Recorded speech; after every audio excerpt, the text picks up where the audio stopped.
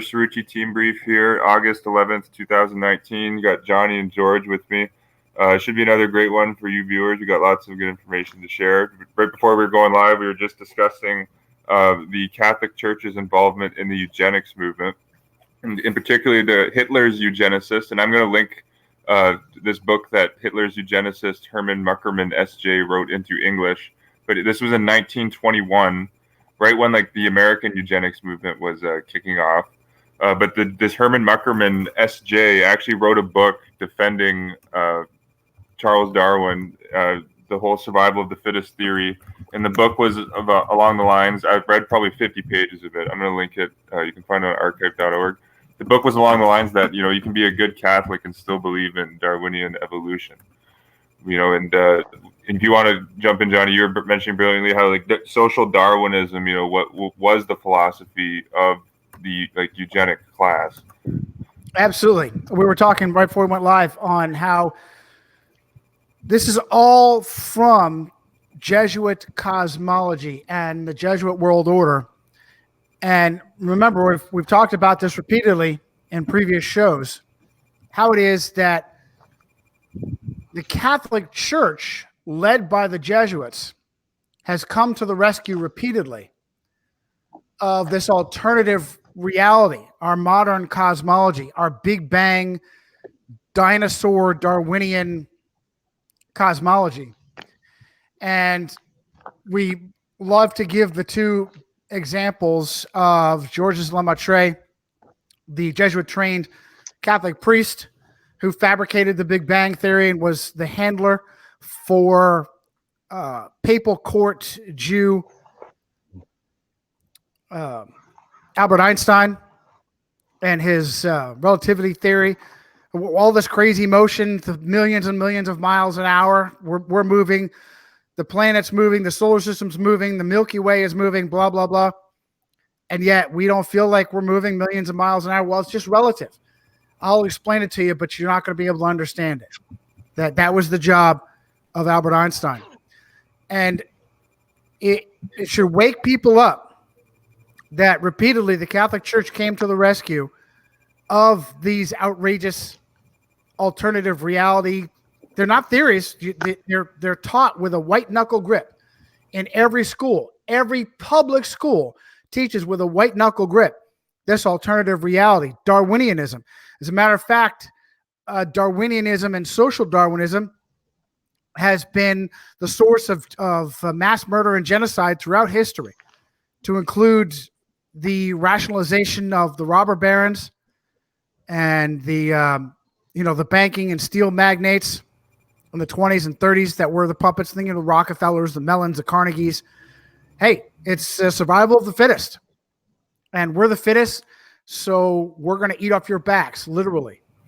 And this spun off into the harpy foundress of Planned Slaughterhood, Margaret Sanger, who was raised Roman Catholic. And it was a Roman Catholic upbringing that spurred her on into slaughter.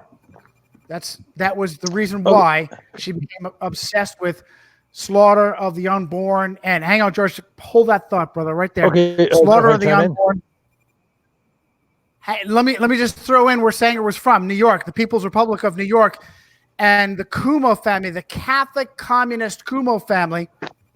Just on the anniversary of Roe v. Wade, Andrew Cuomo signed into law a bill expanding abortion in the People's Republic of New York to all 3 trimesters, right up to obviously infanticide.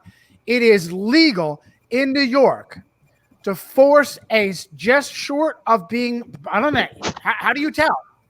How do you actually tell that a child is now safe because the child was born?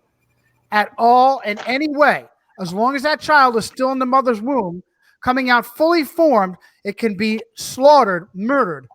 One of the favorite things I like to do is jam a pair of scissors in the back of the child's neck. I'm telling you, these fucks, these pieces of shit, abortion doctor, they should all die the same way, with a big pair of garden shears jammed in the back. How you could hold a fully formed baby and jam a pair of forceps shears into the back of that baby's neck It is absolutely Mengele-esque. Mengele was a good Catholic. Well, I would say the Catholic Mengele would be very proud. Also, the Catholic Himmler would be proud as well of this new abortion law in New York. And just, this ties in with this Jesuit, Hitler's eugenicist Hermann Muckermann wrote his quote classic in the field called Eugenic in German in 1934. This all ties in. He was all about promoting, all sorts of state-sanctioned abortions, in that book.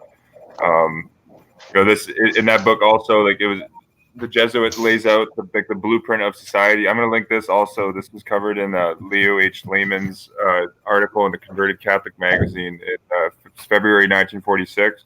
But the Jesuit Muckermann was all about how, just like how the skin cell in the body can't be transplanted to the brain, therefore the worker and the common man in society has no business being involved in the affairs of the government. And you're just supposed to sit down and be like a serf in this philosophy. But I mentioned this because I linked. This is an important connection to the Jesuits to secular eugenics, because in the front piece of Hermann Muckermann's book Eugenic, he put this big front piece of Galton, Francis Galton, and Francis Galton, the British. This guy is known as the official founder of eugenics. But this Jesuit priest Hermann Muckermann, Hermann Muckermann was officially Hitler's eugenicist too. A lot of people, and Kumo, who passed this draconian abortion law, was Jesuit trained. So Hitler's eugenicist is a literal Jesuit, and you have a Jesuit-trained Kumo passing this abortion law. It all kind of ties in. But this Jesuit was, he put this big mural of Francis Galton on the front piece of his book. So that kind of shows me that the Jesuits were endorsing all of the work of Francis Galton, and probably endorsing all the work of all of the secular eugenicists like Charles Davenport, and et cetera, down the line. Outstanding, George. You're trying to jump in, and I cut you off. Okay, well, I've mentioned this name before on the show last year. The developer of the contraception pill was John Rock, who was a devout Roman Catholic. Also, William Brennan. Looking at George, just with that Rock, George, that's spelled. George, that's great information. Is that spelled R-O-C-K? That John Rock, or is that R-O-C-H? I haven't heard that name. Yeah. For the guy, the Catholic who Rock, as in Rock of Ages. Rock, as in Rock of Ages, like a stone. Oh, okay, like a stone. No, sorry, keep going. That's just great information, George. I just wasn't aware of that. Also, in 1973, January 22nd, 1973, as Johnny just mentioned a moment ago, the U.S. Supreme Court ruled 7-2 that a woman had a right to an abortion under the 14th Amendment, because there's an implied right to privacy in that amendment. Okay, I'm not a legal scholar, so I'm not going to argue the merits or demerits of that rationale. However, one of the Supreme Court justices at the time, who was in the majority, was William Joseph Brennan Jr., who lived from 1906 to 1907. I'm sorry, 1906 to 1997. And he was a devout Roman Catholic. It's interesting. He got his undergraduate degree from the University of Pennsylvania. Interesting. Actually, the University of Pennsylvania was actually I'm pretty sure it was the first university to actually sanction eugenics. Pennsylvania was the first state that passed the eugenics law in 1898. The University of Pennsylvania comes up with the eugenics laws in the U.S. So while Brennan was at University of Pennsylvania, he's a member of the Delta Tau Delta frat, which, if you look at their logo, on the very top is an eye, an all-seeing eye, and it has some really occultic looking symbolism. It has some stars, a star with a sunburst around it. Anyhow, so as I said, Brennan was on the Supreme Court in 1973, and he was in the majority opinion on Roe v. Wade. And I haven't looked into the other justices that much, other than other than not Clarence Thomas. Hey, George, Marshall, before you Thurgood leave Marshall. Brennan, I think before you leave, George, before you leave Brennan, I'm pretty sure that Brennan is the papist who wrote the footnote that became law for anchor babies. It is nothing more than a Supreme Court footnote by a papist that has this magical theory that if a pregnant illegal makes it across the border and births the child courtesy of the United States taxpayer, that child is magically an American citizen. That's Brennan. Oh wow! But that's important because in the same Catholic state of California, they're actually sterilizing prisoners. So they're setting this up where Americans aren't able to produce, but they want as many Catholic illegals to produce. And now the next problem is in a police state that you may shrug that off and say, hey, that's no big deal. That's just prisoners. In a tyrannical papist police state, who's to say whether you've broken the law or not? Who's to say whether you're really a criminal or not? How easy could it be for an innocent person to be criminalized? It is absolutely a fact. One of the definitions of a tyranny is a state that has so many laws that a corrupt bureaucrat can target an individual and simply go through the books to find something that they have done wrong. In fact, there's some papist book out there. There's something like you break 3 federal laws every day, something like that. I have to look that up. Oh, I bet there's so many laws. Like even a lot of the music on people's phone, is illegal technically. Like in that case, they actually fined this one lady like $17,000 for illegally downloading like 19 songs or something like that. Like there's been some outrageous cases like that. All they have to do is decide they want you. They can go into the books and look up whatever any laws that you have already broken. Because there's so many ludicrous laws on the books, whether it's nanny state, any of that, driving with a cell phone, any of that. George, you trying to jump in? Well,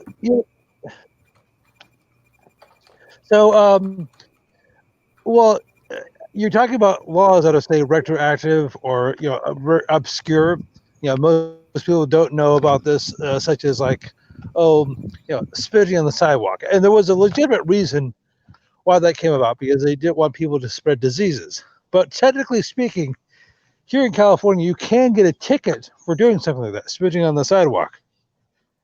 But I know that may sound like a fairly inane example. There's some crazy examples. And I think the city of Pagedale, Missouri, there's some documentaries on this. Like people were getting fined for having their blinds not like 90 degrees level. If your grass was a bit too high, you'd get a fine. If there was some paint chipped on your house, you'd get a fine. If there was a crack in your driveway or the sidewalk in front of your house, you'd get a fine. You couldn't barbecue on your front yard, that's a fine. Couldn't drink a beer on your property, that's a fine. Hey, the book is 3 Felonies a Day by Harvey Silvergate with a foreword by Alan Dershowitz, the friend of Jeffrey Epstein. So in the sense of, I don't know who Harvey Silvergate is. I guarantee he's a Jew. In the sense of a Jew who has right-minded values, I don't necessarily jump to the conclusion that they're a papal court Jew. When we say papal court Jew, that we usually mean someone that is happy to be used by Rome. Most of the time, they don't even know. So I don't necessarily know who Harvey Silvergate is and whether or not he's an actual papal court Jew. I always like to see something from the right, whether it's Dennis Prager or even Michael Savage, Michael Weiner, his real name. He dances around the truth in a decent way, but he knows when to cover up.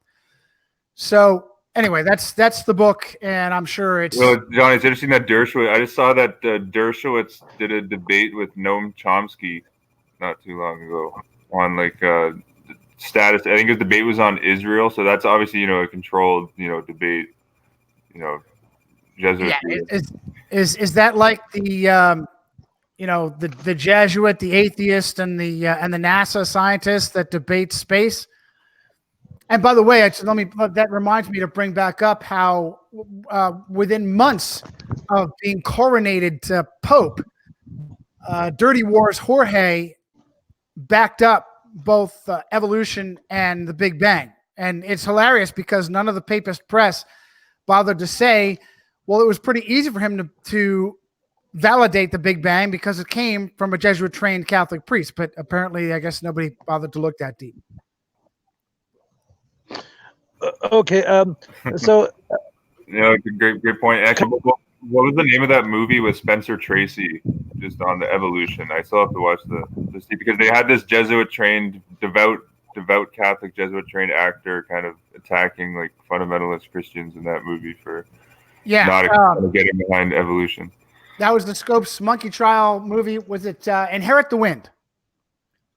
Inherit the Wind with devout papist Spencer Tracy as the hero. George, you trying to jump in? Check test, George.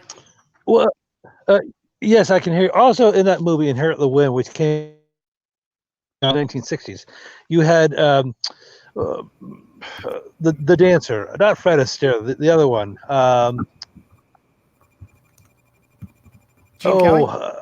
Gene Kelly. He played a reporter in the movie. And he's a devout Irish Roman Catholic, and he was one of the reporters in the movie who covered the story, I guess, for a newspaper or something. And the protagonist, Dick York, who is best known as Daryl Stevens on the TV show Bewitched, he played the young science teacher. And Richard York, as I said, he played the John Scopes type character in the movie. He grew up devout Roman Catholic. As a matter of fact, it was one of his nuns who suggested that he get into acting. Good stuff, man. I don't have a follow-on for that, but I am staring at. I want to back up. As soon as this hit, as soon as Epstein got depressed in prison, our coworker Eric was on it with a great video, and he pulled up that clown Vigilant Citizen and found the picture that faux news didn't want to describe. It was Epstein and his harpy harlot Ghislaine Maxwell, and Doc Felipe found that Ghislaine has some Catholic roots, and in Epstein's is the New York City mansion. There's a picture of him and Maxwell meeting Pope St. John Paul II. And here's the link that's actually traced back to the Daily Mail. That's the original. The Daily Pornographic Fail. So be careful of the unending porn on the shoulder. I'll put it in the chat. Oh, all right.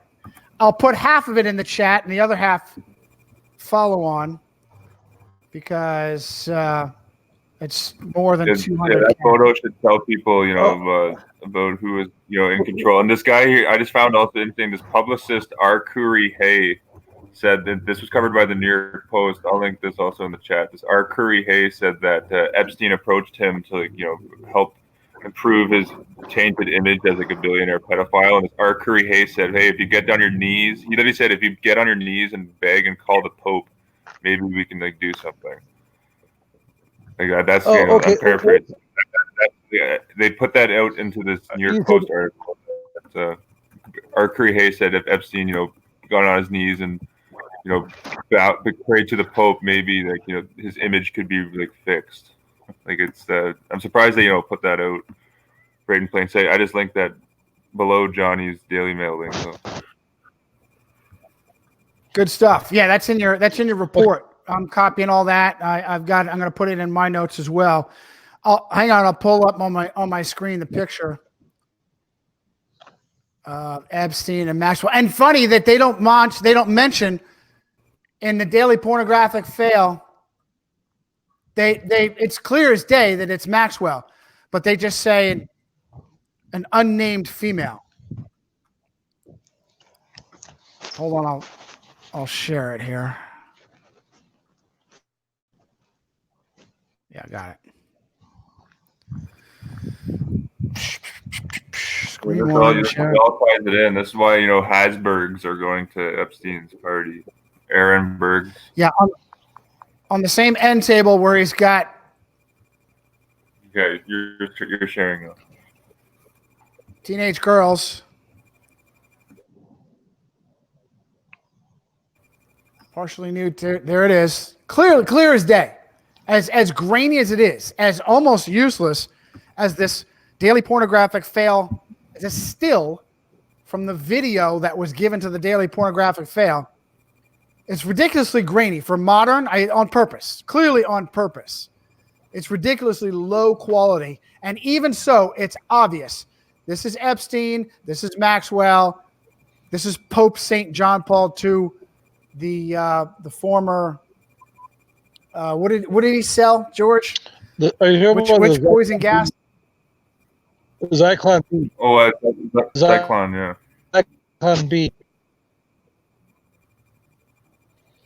Yeah. Oh, and with this basic criminal, Carol Wojtyla, who sold Zyklon B, and he worked for a subsidiary of IG Farber. Was it soy, whatever it was, in Krakow, and after the war, he served as a protege to Giovanni Cardinal Montini, the future Paul VI. And Wojtyla and Montini helped. Yeah, Montini. Just quickly, George just backs up on Montini quick. Montini, this is key. Another Nazi connection. Montini was snuggled. He was part of Paperclip. He was actually disguising Nazis in Dominican cloisters and shipping them up to South America. Mm-hmm. I'll link the source. That's in Covert Action Information Bulletin. 25. Okay, so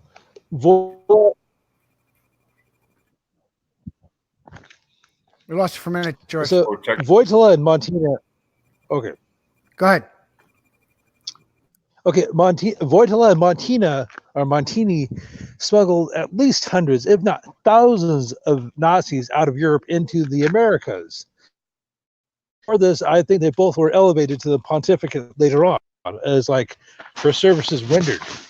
And of course, the perception, I know we've discussed this before, but the perception of Wojtyla, aka John Paul II, great anti-Catholic crusader, how is it he was able to live behind the Iron Curtain for over 30 years, from 1945 to 1978, 33 enough, unmolested, and please don't take that traditional sense, unbothered. How he was never the communist, the KGB or the communist authorities in Poland.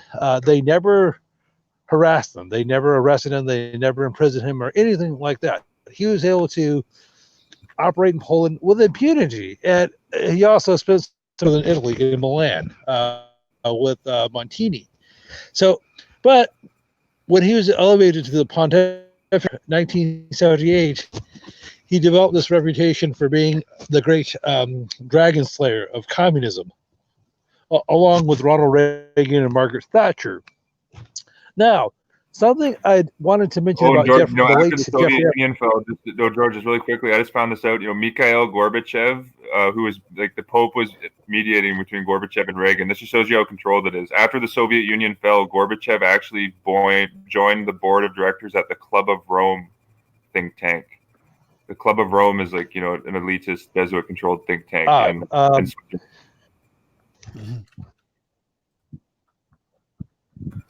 Yeah, real quick, before we leave too much of this, why have none of the accomplices? Now, we're lucky we'll occasionally get Trump, Clinton, and the clown Prince, in air quotes, Andrew, as associates. Endless associates of this pedophile, but no one's being named. We've done a great job. Eric's done a great job of going in the redacted black book and naming names. The other issue are this pedo's accomplices. Mainly, many of them women, like Maxwell. They also should be in an orange jumpsuit awaiting sentencing. and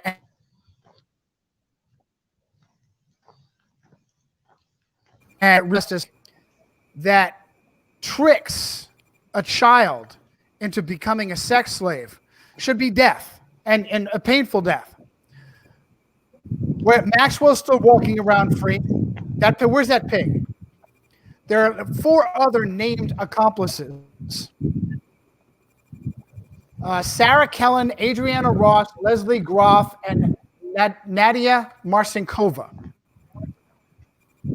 And there was a connection to a NASCAR driver. I gotta look it up.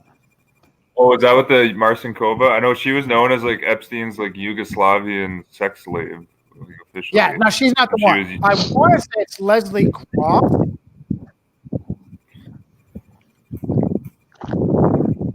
I'll double check real quick. I want to say it's Leslie Groff.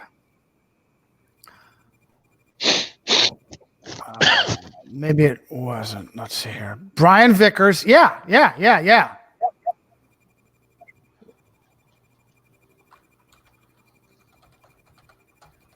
I've heard that too. It's not. Is it Vickers, the NASCAR? I've heard that one of Epstein's accomplices is now dating a NASCAR driver. I have seen that. I'm pretty sure it's Leslie Groff, and I'll double check.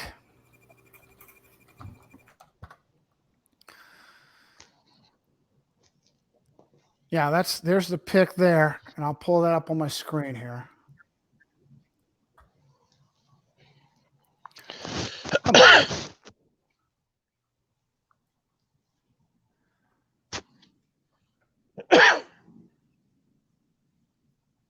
Oh, did I get it wrong? Sarah Kensington? Is that right? Yeah, okay. Sarah Kensington?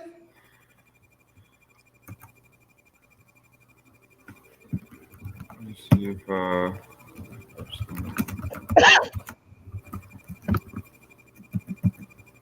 okay, yeah, it's okay.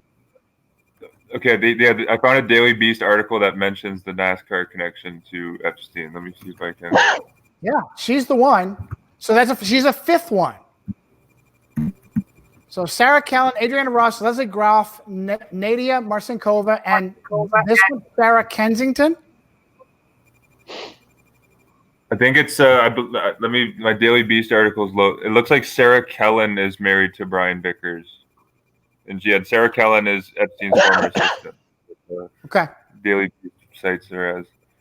I'll link this article if you have, but just for the Daily Beast, I'm just quoting, I'll read a little sentence. It says, Sarah Kellen's Epstein's former assistant, who allegedly kept a Rolodex of young girls to recruit for her employer, is now married to NASCAR driver Brian Vickers. That's the. Okay, so we got some games being played with her last name.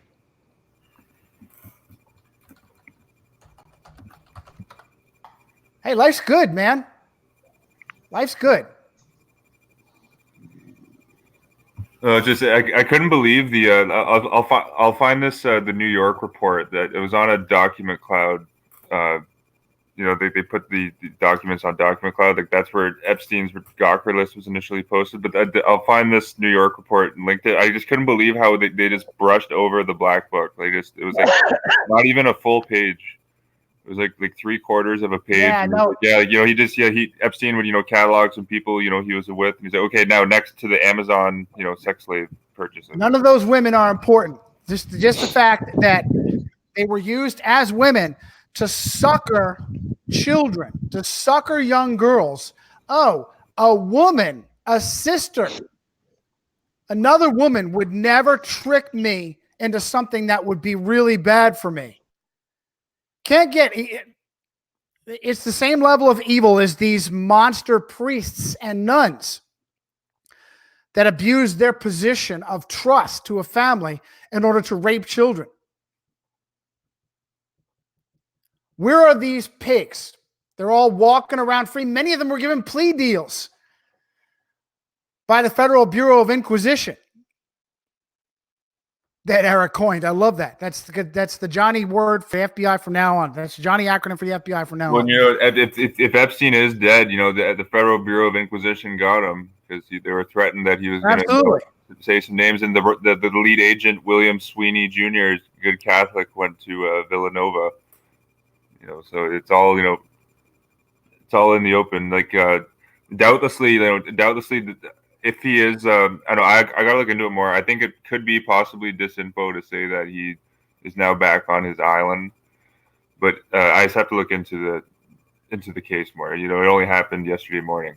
But I think this is a clear case of they were threatened by just even the names on the non-redacted black book are explosive. It's this is a scandal that could bring down the entire system if it catches on to enough people.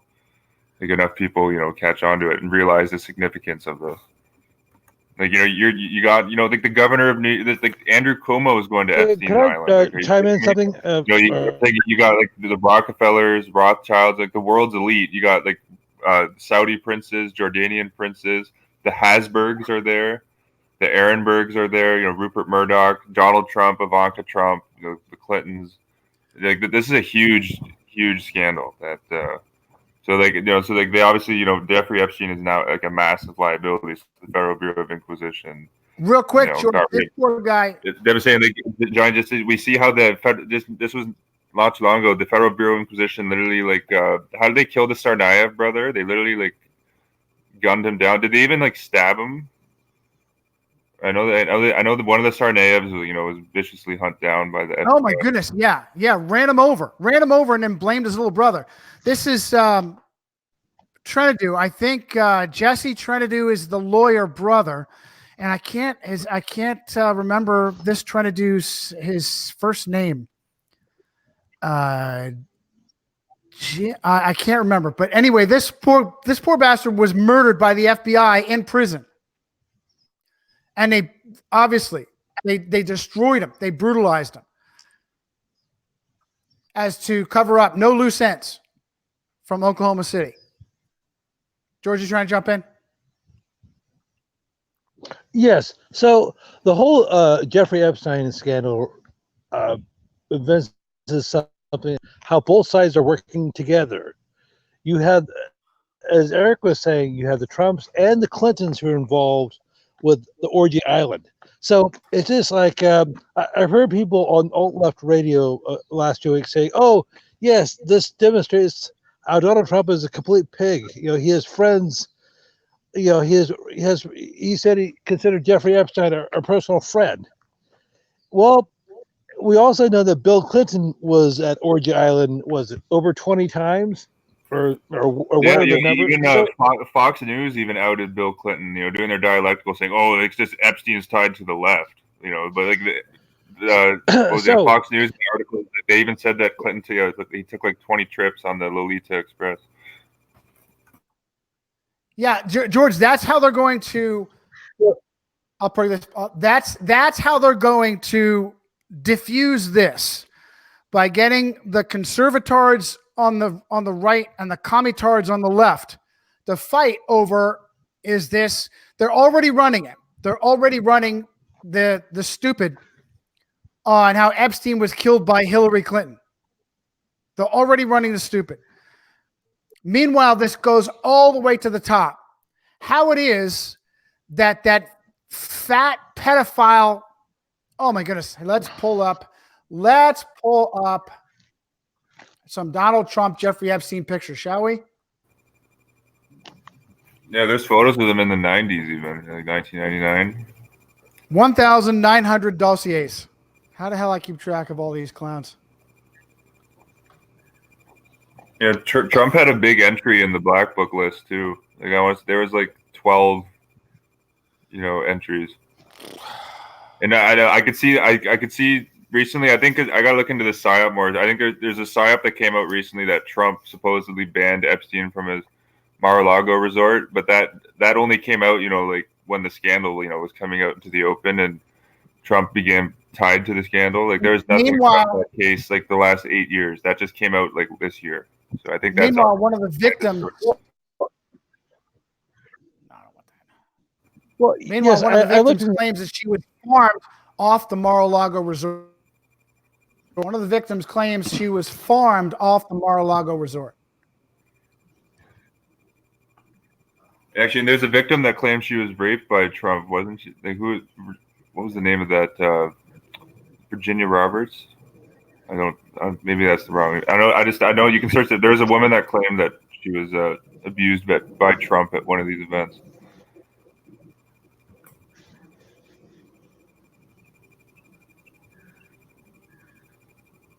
Oh, that's a good photo there. And next to there's Trump. That's Johnny legged out. It looks like. I'll send him an email. Yeah, it looks like in that photo that was just Ghislaine Maxwell, Donald Trump, Ivanka Trump, and Epstein. And people don't know Ivanka Trump is Roman Catholic. She's only like the second Catholic first lady in like American history. Oh, it looks like Johnny's back in. Officially. Officially, yeah. I think the first one officially was Julia Tyler back in the 1850s. But yeah, that's a good. We were just talking about that photo. That photo, Johnny, Ivanka, Donald, Jeffrey Epstein, and Ghislaine Maxwell. We were just mentioning how Ivanka Trump is Catholic. A lot of people don't know that. Oh, this. Well, yes. When the Trumps went to the Vatican back, Ivanka actually brought her own personal rosary. Are you guys getting Ivanka mixed up with his current wife? She had Ivanka's Jorge the daughter. blessed. Ivanka's the daughter. Oh, yeah, the daughter. Yeah, I'm having a brain fart on the wife's name. What's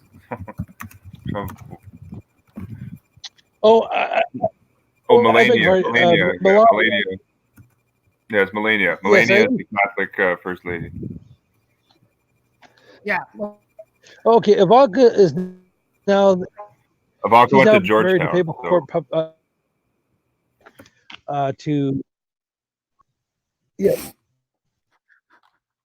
she's married to the papal court puppet Jew, and Ivanka is one of his mistresses. He's actually joked twice openly about having sex with her, once on The View and once on the Howard Stern show.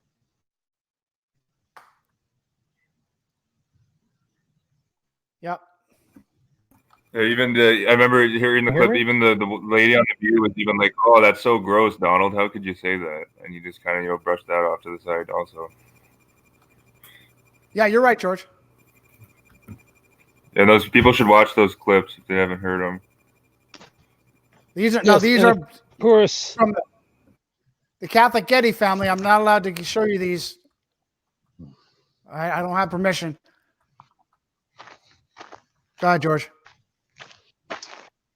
Okay, well, anyhow, I guess I'm not sure. Years ago, Trump was on the Howard Stern show, and he was talking. Stern was making some really crass comments about Ivanka. He was talking about her anatomy, and Trump was like, "Yeah, I agree." And it turns out Howard Stern, he's another papal court puppet Jew. He's one of the early what they call shock jocks because of his crass language. Well, it turns out that when I can send you something on this. It turns out that when he was a teenager, I guess back in the early 1970s, he was hanging out in upstate New York before he went to university, and he spent some time at a Catholic monastery. I guess they decided to let him stay there for free, and they let him pray there and things like that. I don't know what time it was, but I just thought I'd throw that little. Howard Stern?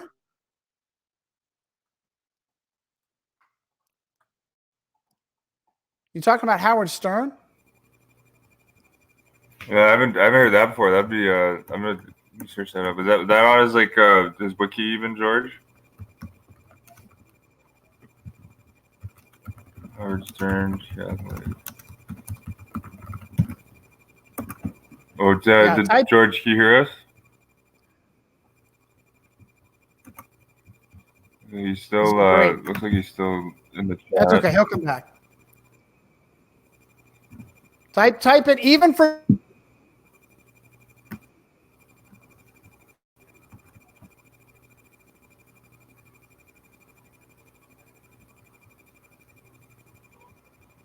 Oh, no, I don't got your audio now either, Johnny. Check.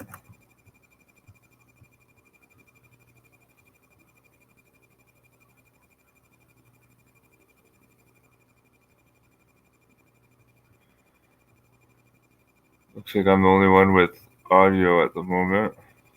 Googlicking. Even Oh, Johnny, just check test. You're in and out a bit there. Okay, I could. Looks like check. I can see your. Oh, he's out. Yeah, I'm sure they'll be back in. I'll send them Johnny and George invites. Give me a second.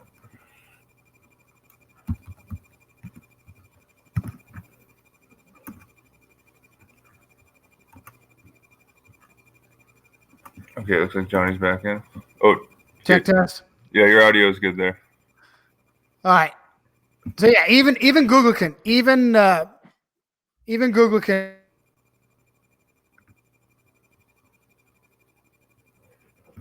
Oh no, frozen again. Hopefully it fixes. Check.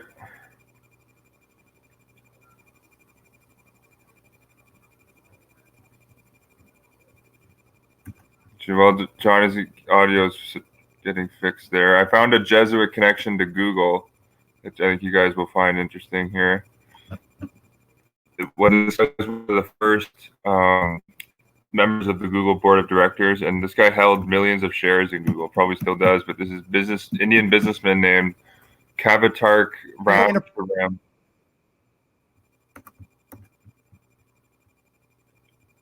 Oh, Johnny's can you guys hear Johnny in the?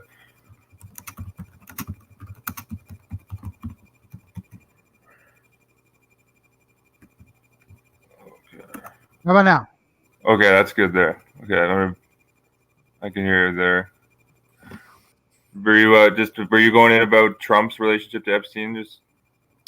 Yeah, even I was saying, even if you type into Googlekin, which was born on the same day as the consecration of the company of Loyola on September 27th, even Googlekin will allow some of the stuff. You type in Donald Trump, Ivanka Trump, inappropriate, and you'll come up with some very disturbing pictures that explains to you how your white knight, you conservatard morons, how your white knight is a clown and a pedophile and who's had sex, probably raped. I mean, I'm sure she was not in her right mind as she was a young girl, even if he seduced her rather than raped her. That's no such thing. That's why they call it statutory rape. If you're young enough, you have no idea what you're doing. So you morons that continue, Q-tards that continue to wave your MAGA hats, idiots. He's gonna leave the Father Andrew White S.J. house, having done absolutely nothing for you idiots. Absolutely nothing. The wall's not going to get built. The pedophiles are not going to be arrested because he's one of them. He's a middleman. He's a puppet. His job is to be an asshole, and he does it perfectly. His job is to be a divisive moron and to get you idiots to defend him because you're that stupid, because you're that addicted to the blue pill, to your false reality. Yeah, Johnny, I know the church militant crowd is like kind of rallying behind Trump because they're like, yeah, Trump, because they're all about, Trump's going to do a federal investigation into the Catholic sex abuse. They have to be. Federal probe.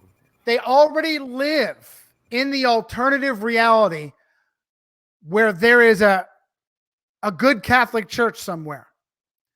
Somewhere prior to Vatican II, the priests weren't pedophiles and homosexuals. Somewhere prior to Vatican II. Have they never heard of the infamous Alexander VI orgy parties? Yeah, Rodrigo de Borgia, who's another one who's had sex with his own daughter, Lucrezia, passed her around to his son, her brother, Cesare, a monster, a cardinal, and a monster. Borgia, one of the names that should come up when you look up who controls the world from behind the scenes. Not Rockefeller and Rothschild. Oh, absolutely, and just to tie back to like the church militant type crowd, or like the crowd that is rallying behind Trump. It's just like a guy who has made comments about having sex with his daughter isn't going to open a federal probe into like the Catholic Church systemic sex abuse rings, which encompass all of society. If you were going to do a real honest and federal probe into it, like the church would probably actually have to like close due to all the explosive stuff they would find if it was an honest federal probe. But just the principle, like a president who makes these, he's so kind of laissez-faire about, or nonchalant about having sex with his daughter, even like he's not gonna fight for the victims of sex abuse. Yeah, I can't believe this. I found a Voris video where he actually brings up Steven Anderson for something. Now, I haven't been able to watch this because it's pissed me off, but this is where he goes off the deep end against Protestants. Well, it was like, this could be a dialect. Does he affiliate like all Protestants with like Steven Anderson's beliefs? Yeah, it probably does. I have to pull this up without playing it. So I think that's part of Anderson's agenda, is to make Protestants look unstable. Perfect, and it works perfectly. And here,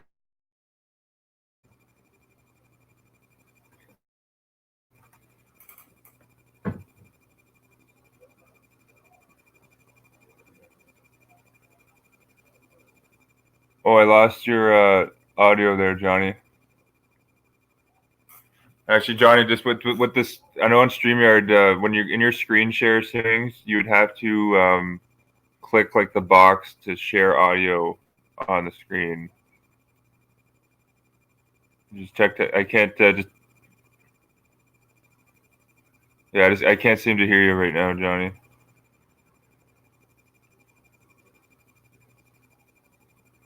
Check.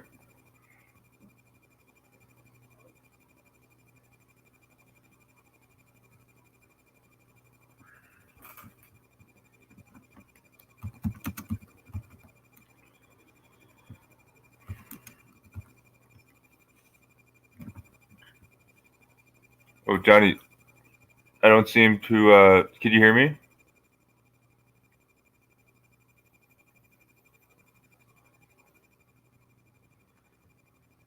Check.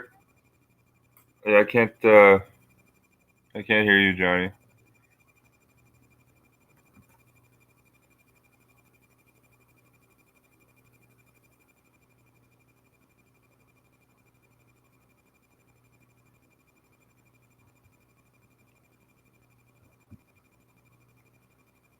Could you guys hear me?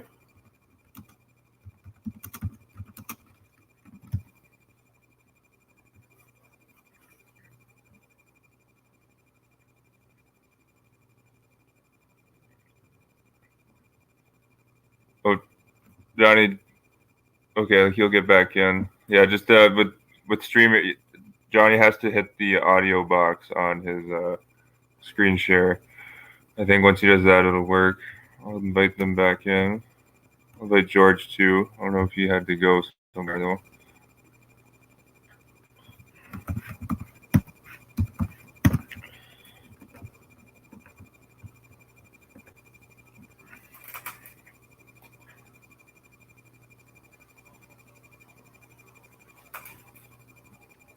Okay, looks like George is back in.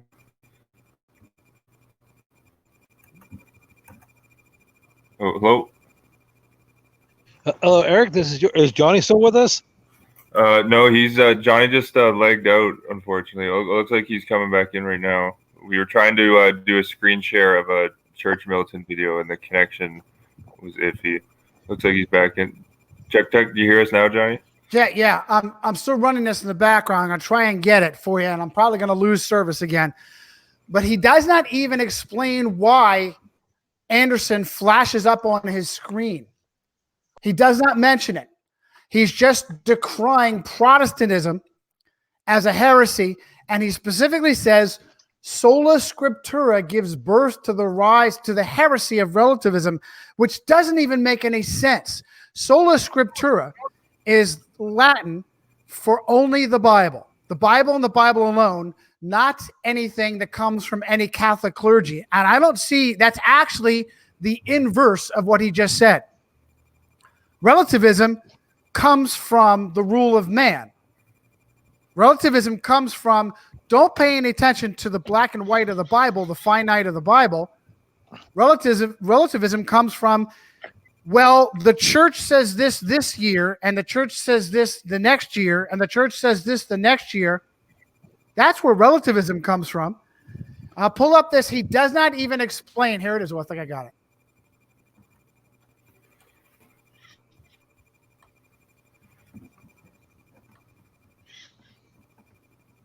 No, this is I'd say this is practical. Hold on, I'm back.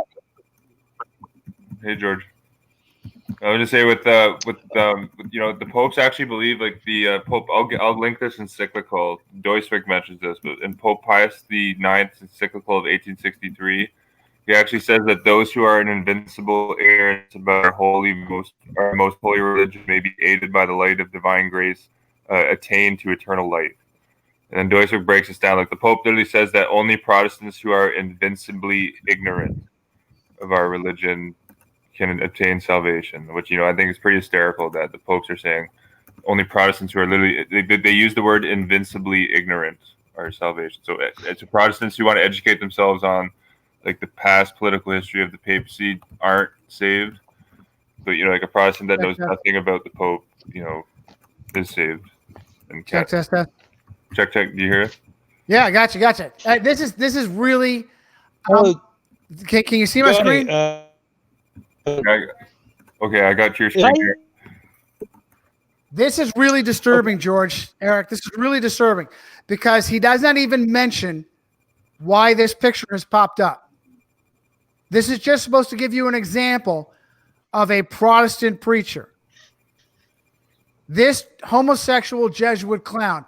And this makes me think somebody on the staff, if not Michael Voris himself, knows that this piece of shit is a homosexual Jesuit whose job it is to discredit Protestants and in particular Baptists. This is really disturbing. This is really bad news. Because it makes me question how sincere this guy is, how sincere Voris is. Go ahead. Okay, well, thank you for giving me an easy segue for something I wanted to bring up. I know you had asked for our outline, but I came across something on Friday. I heard this on a secular radio station. There was this harpy, this papal court puppet Jew harpy named Randy Rose, not to be confused with the Ozzy Osbourne guitarist Randy Rose, who was talking about a pastor in Florida, Jacksonville, Florida, Andrew Fannin. He was on staff until about 6 weeks ago at Steadfast Baptist Church there in Jacksonville, Florida. Well, Fannin was responding to, I guess, a routine that Sarah Silverman did back in 2005. We talked about Sarah Silverman. In this 2005 sketch or monologue or whatever it was, she was talking about the history of Jewish persecution. And she said, quote, they call us the Christ killers, end quote. Well, she said, well, if Jesus were alive today, I'd have no problem offing him. And I guess that was supposed to be funny. So when this came out, millions of people were outraged, regardless of the religious affiliation. Well, I guess Fannin was responding to this video something like 14 years later, and he said he basically called her a Jewish whore, a Jewish Zionist whore, and I hope that God, breaks her teeth out and kills her. So I guess Ms. Silverman responded on social media, Twitter or one of those sites, and they say, I'm now fearing for my life because this is what these radical fundamentalist Protestants do. I know. Meanwhile, this nasty, vicious. No, it's two sides. You got the extremists, the clowns pretending to be us on the right, and then you've got these pigs like Silverman who's doing videos of an actor portraying Jesus reaching into her crotch. She's doing videos laughing at late-term abortion where she's pretending to be pregnant and then making a joke out of how she's had the baby slaughtered. This pig is the most disgusting human being, one of the most disgusting human beings in Hollywood, if not the most disgusting. And then she has the nerve to do that, but it's just being two plates. They really hit a home run when they found her. They dug deep to find any Jewish pig that would piss people off. And like I said, they just hit a home run with her. And so they throw her up and they stand back and no one has any idea that they're being played. Mm-hmm. So you could say, so there's a reason why they've used people like Sarah Silverman, Larry David, Jeffrey Epstein, Harvey Weinstein, Jack Ruby, Jacob Rubenstein, because they're easy to identify. Well, I'm not sure about Larry David, but they're easy to identify as deviants, as obnoxious. And of course, what that does is that helps foster and foment anti-Jewish, anti-Semitic sentiments. Oh, absolutely, George. I saw people on Reddit saying, just really quickly, I saw people saying all these pedophiles are Steins. Like, what does that tell you? Stein, here's a Stein pedophile. Here's a Stein pedophile. Like, people are blowing that up. You know, like the fact that Weinstein and Epstein, you know, the fact that it's two Steins, you know, the Catholic agent are accusing them of anti-Semitism. I wanted to mention that. So, anyhow, but there's a follow-up on this. So as I said, Adam Phantom used to be on staff at this church in Jacksonville, Florida. Well, the senior pastor is a fellow named Jonathan Shelley. And I guess the LA Times got a hold of him and asked him if he would clarify Phantom's comments. And he said, yes, I stand by them wholeheartedly. But actually, Mr. Phantom is no longer on staff because he was fired recently because he got caught with a prostitute. So, as I said, I'd never heard of this congregation before, so I decided to go look it up. It's, as I said, it's called Steadfast Baptist Church in Jacksonville, Florida. And of course, this pastor, Jonathan Shelley, it appears to be a Stephen Anderson knockoff. He's originally from Dallas, Texas, and I guess this church in Jacksonville is a plant from the one in the Metroplex. So if you look at the website, I don't mean to play off stereotypes, and I know this is a contentious issue, but they say, of course, we're a King James Bible only church. We have a bus ministry. We reject all. Reject there all it five. Is. There it is. What? Yeah, no, you're hitting it. You're hitting it. He's getting through all the usual stupid for controlled opposition. I bet you he claims to be a Baptist too. Yes, and of course we reject. I mean, I can send you the link to the website. I have never seen, nor heard, nor met a sincere, legitimate Baptist that has any right to call themselves a Baptist that either knows what they're doing or isn't controlled opposition. Have never seen one. And as soon as they get into the King James stupid, I know that they're controlled opposition. Because I've said this repeatedly, and let me say it again real quick. It's an absolute fact that the Textus Receptus is the superior foundation for the Christian Bible. The Textus Receptus is absolutely the superior foundation for the Christian Bible. The problem is when you take something good and you go to an unhealthy extreme. And so this is something where Eric can jump in with me. James I of England, aka James VI of Scotland, was a pervert, a deviant, a pedophile, a Protestant of convenience. The superhero James I was a Protestant of convenience. He was only riding English outrage against the Catholic Church thanks to Luther's protest. And Henry breaking with the church in order to divorce Catherine of Aragon. His mother was a devout papist, Mary Queen of Scots. He sired a son who replaced him, Charles, who was a closet papist and caused the English Civil War because of it. He turned over his authorized 1611 King James to a Freemason, Francis Bacon, to edit it, and Francis Bacon had a Jesuit behind him, Toby Matthew. So That's a before fair you, point. You know, James himself was also a Freemason. yes, We don't know yes, that. yes, yes. And as a matter of fact, the original woodcuts, the original illustrations are Freemasonic handshakes in the genealogies. And the original authorized King James, the original authorized King James, 1611. The connections, the genealogical connections, are faggy Freemasonic handshakes. You know, the thumb on top of the hand, you know, where the Freemason fags touch each other. Well, it all ties in. You know, Bacon was a Freemason, and you know, like the 1611, the original 1611 edition has the identical headpiece to Sir Francis Bacon's Novum Organum, which is one of his principal philosophical texts. So there's no balance in relation to the Bible translation issue. There's no balance.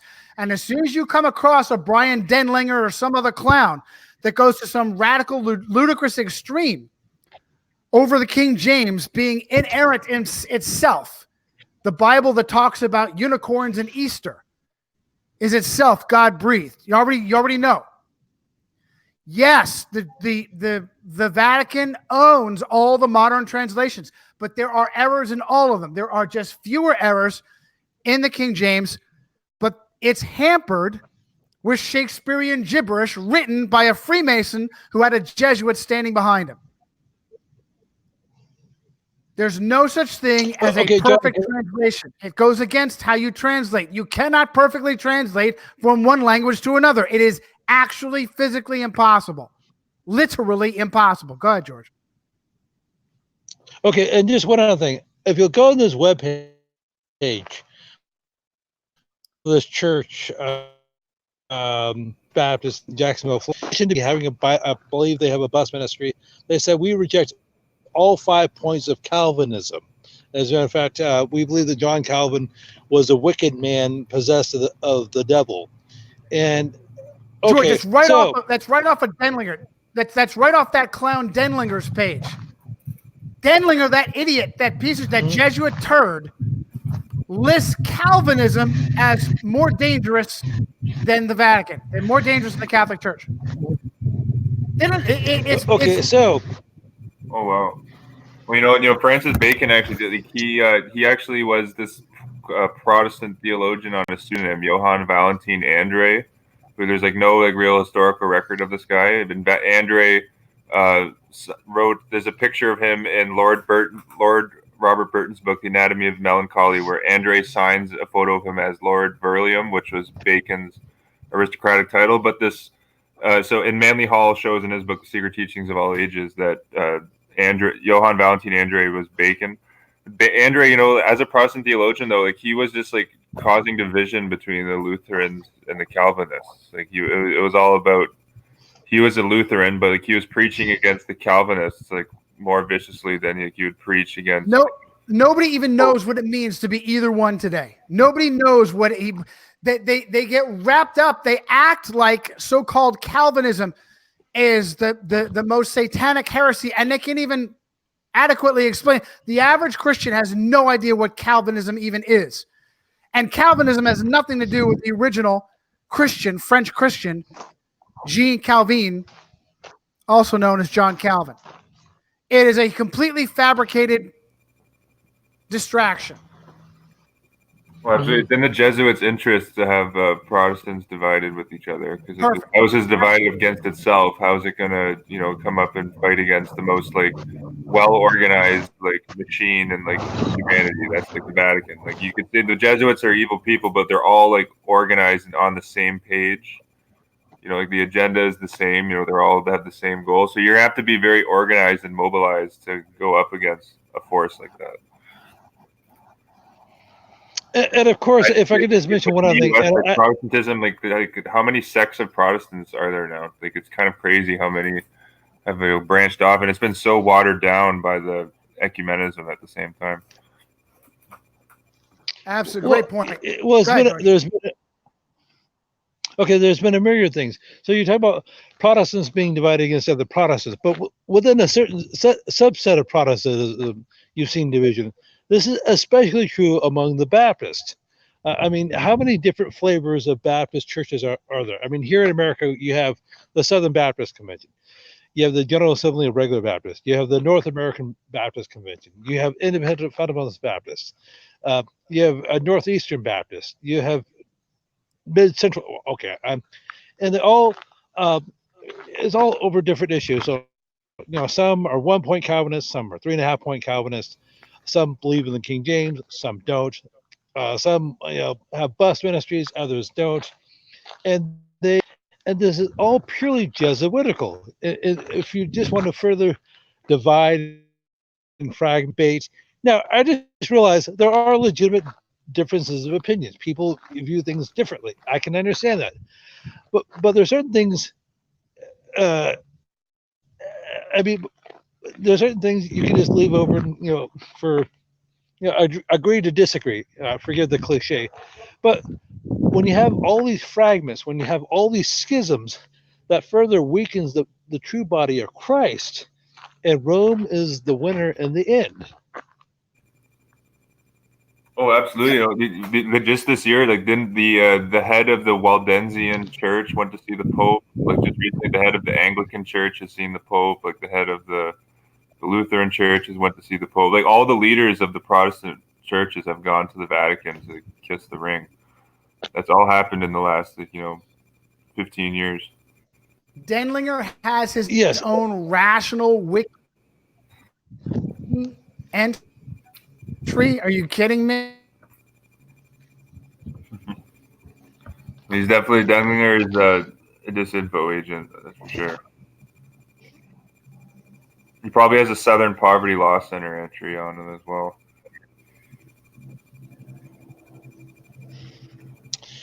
Well, and I don't like bringing this up because I'm a little bit softer on Eric John Phelps. But have you ever seen the video where Phelps and where Denlinger are discussing how to spot? They had that one interview together, right?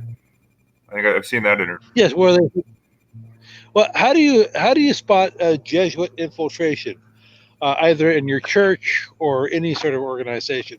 Well, a good thing to do is to have somebody with 3 names speaking. Also, another good thing to do is to have a massive black beard. That's helpful. Live in Pennsylvania. That was the same interview. Like, Phelps was there, he was talking to Denlinger, saying that, like, I'd been to, like, the Jesuit novitiate in Warnersville, Pennsylvania. That was that interview. And then Phelps was like to Denlinger, yeah, like, I was right beside Peter Hans Klovenbach, who is, like, the Black Pope, if people aren't aware. But they were kind of, I think, Phelps and Denlinger were kind of, like, chuckling about that even too. But it's a good point. Denlinger does have, like, a mystique of, like, of a Jesuit, even, like, just the way he looks. I agree, George. And the way he conducts himself. Like, I knew that guy was a Jesuit, like, over a year ago, just from watching, like 6 of his videos. It was all divisionary tactics, like, mostly primarily centering on, like, the King James. And just, like, Alberto Rivero mentioned this, like, the Jesuits, like, love creating, divisional rifts between Protestants. Like, they love, especially with the Adventists, they love getting Adventists, divided amongst each other over the Sabbath dates. For instance, like, they even had what was that Adventist, Samuel Bakioki? You guys know that name? Rivera outed him, but he was an Adventist who wrote the book From Saturday to Sunday. But his book was literally published by the Gregorian Press at the Jesuit University. I think he studied there. I think he studied at the Gregorian University. Yeah, he's a key figure in Adventism, and most of the good Adventists know that I'm pretty sure he's studied in Rome, and I think it is actually the Gregorian University is where he studied at.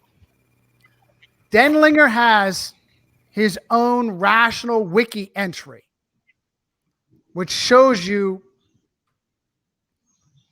clearly that he's controlled opposition. You guys still got me? Well, I got you. No, Okay. Everything about Denlinger, even the way he puts all the books in the background, just to give this illusion that he's like a really smart guy and he knows what he's talking about. That's what I think that is. He always has like 150 books behind him. This is how professional rational wiki. This is what professional rational wiki. This is the two papist sides working together. Brian Denlinger is a batshit crazy Bible thumping crank. Well, that's an encyclopedia entry that I certainly want to cite as professional. Brian Denlinger, batshit crazy Bible thumping crank, hate monger, unemployed, self-appointed pastor turned blowhard demagogue, running an internet ministry variously known as King James Video Ministries or the Bible Believers Fellowship. He's got his own rational wiki entry, and in his website, King James is God. The King James version is God's perfect word in English. Then he talks about the Trinity. Then he talks about Jesus Christ, God's salvation through the finished work of Jesus Christ, and he gets it. This is the careful mixing of truth and stupid. The very careful mixing, so you have no idea what to come away with. Oh, eternal security. That's eternal security and dispensationalism. Jesuit doctrines. Eternal security and dispensationalism, Jesuit doctrines. Male authority. So this is another clown that wants to go full slavery with women because that's traditional.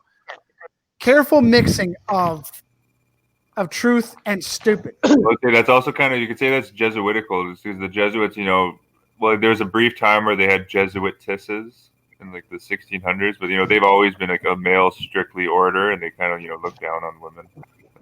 A lot of them are gay too. Many Jesuits are gay, so they kind of view that there's no need for women. Yeah, the real racists, the real misogynists are Jesuits. Make sure I'm not doing that. What am I doing here? Caps lock. Oh, Denlinger, he brilliantly, and a lot of people will see Denlinger and think, oh wow, like Protestants are just crazy, like whacked That's out, his job. like, drugged out, like get him to like a mental hospital, like That's his job. House church, home church, absolutely the best way to go. So you've got a clown like this promoting it to discredit it. Get rid of all religion. Worship at home with friends and family. Absolutely the best way to go. So you have a piece of shit Jesuit scum like this clown promoting it, intermingled with his Jesuit doctrines, eternal security, dispensationalism, 6-day literal creation, music. We reject all forms of rock and roll, heavy metal, rap. Yeah, go to the extreme. Sodomy. Now, again, you go to the ridiculous Phelps extreme. kind of does that too, Johnny. Just when Phelps talks about his, I guess the Constitution of Kanata in Pennsylvania, like the separatist colony. Like Phelps talked about how no one's allowed to do drugs. Like, he punishes doing drugs by like death. Right? Yeah, going to extreme. So that's a way to discredit himself. Ultimately, I'm trying to remember. Douglas Hamp is another Jesuit pretending to be a biblical scholar. I'll pull him up in a second. I'm going to get rid of this. Number one, we reject the following movements as unscriptural heresies. Number one, all caps, all forms of Calvinism. Number two, hyper-dispensationalism. Now, this clown promotes dispensationalism further up here.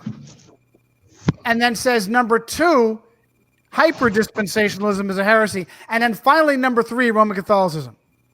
Dude, this is in the kind of the priority list. He's putting Calvinism as more of a heresy. Calvinism is much more of a heresy than Roman Catholicism.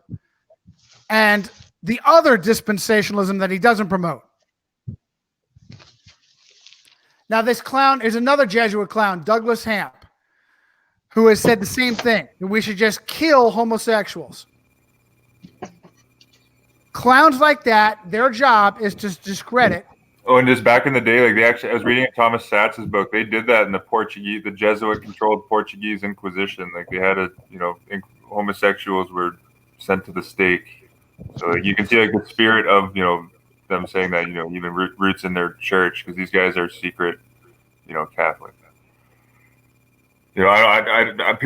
I personally, I don't condone I don't sanction homosexuality, but you shouldn't burn someone at the stake for it. Yeah, there's absolutely no. Let me tell you real quick. There's absolutely, and look, here it is. Here it is. He's gonna go to a ludicrous extreme.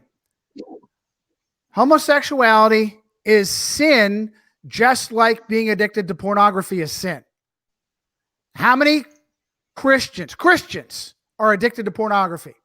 If you had any idea that these clowns going to this outrageous, ludicrous, satanic extreme on highlighting homosexuality, if you had any idea that this crap that they pull directly applies to you and whatever it is that you have to struggle with, all of a sudden this would clear up. It is sin. It is nothing more from the Christian perspective. From a civilized perspective, it's not a good idea. It's not healthy, physically, emotionally. And it's absolutely not the best way to raise kids. But there's balance there. There's no reason to go to these outrageous criminal extremes. And I mean criminal. We are frothing up hatred. And let's put it this way. Let's remember this. How many homosexuals are there because they were raped as a child, abused as a child by people like Donald Trump and Bill Clinton? Bishop John Gagin. Oh. Monsters like that. Yeah, he had like over 150 victims, I want to say. How many people? And this is why they uplift sexual deviancy, because many of them were victimized into that situation by the monsters themselves. Okay, Johnny. Go ahead, George. Eric, there was a black musician named Billy Preston. He's probably best known for his work with the Beatles in the 60s and a couple of pop hits he had in the early 1970s. Nothing from Nothing and Will It Fly Like a Circle. Well, anyhow, Preston lived from 1946 to 2006. He died from complications of diabetes. Well, he grew up in a religious household. He grew up in a Baptist church in Texas, but he came out as an adult as a homosexual, and he admitted in his own biography that he was a child. He doesn't say who exactly did it, but as I said, he never even, for most of his adult life, he was very quiet about his sexuality. So as I said, he was known informally as the fifth Beatle, as was Sir George Martin. So you had two figures associated with that band, Billy Preston and the original impresario, Brian Epstein, who was a homosexual who allegedly committed suicide in 1967 at the age of 32. So that's another. I mean, I mentioned this other Epstein before. So I bring this up because how many of these people, one, were victims as children, and two, because of that, were elevated to a position of prominence vis-a-vis Anderson Cooper, Rachel Maddow, Rosie O'Donnell, Neil Patrick Harris, just to Jim Parsons of the TV show The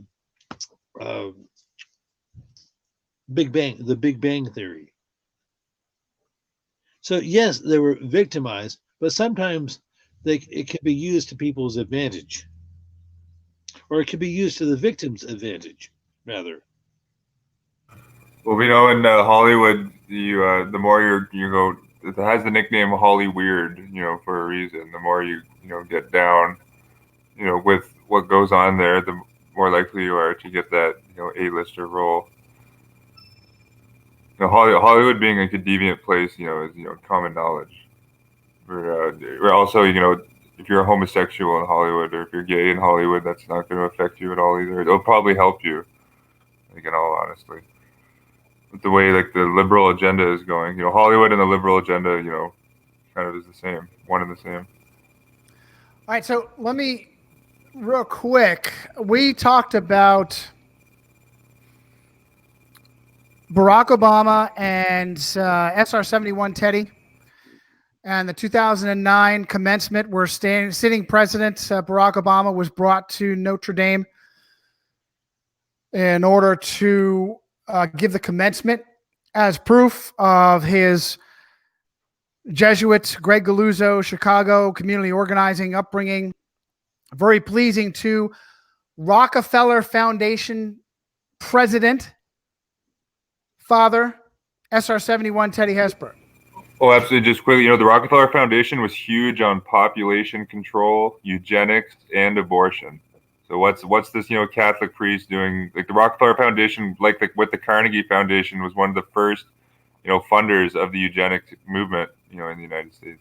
And it's in that 2009 address where Obama says, I'm pretty sure it was this bishop, and I'll see if I can share the screen here. This Chicago bishop, Bernardine, I think it is. Yes, Joseph Cardinal Bernardin. Bernardin, is that how you say it, George? Yes. Okay. Tomato. Okay. Okay. Well, I don't know. But our buddy here, the church militant, says he was also a homosexual predator and calls him homosexual predator Satanist. This is the guy that recruited Barack Obama into the Catholic Church. Barack Obama carried a pair of rosary beads in his pocket and a picture of the Virgin Mary in his wallet. That's from papist Jeremy Corsi from Secret Closet Roman Catholic Joseph Farah's WorldNet Daily. Jerome. Did I say Jeremy? Jerome Corsi. Well, a lot of researchers think Obama was like a covert homosexual.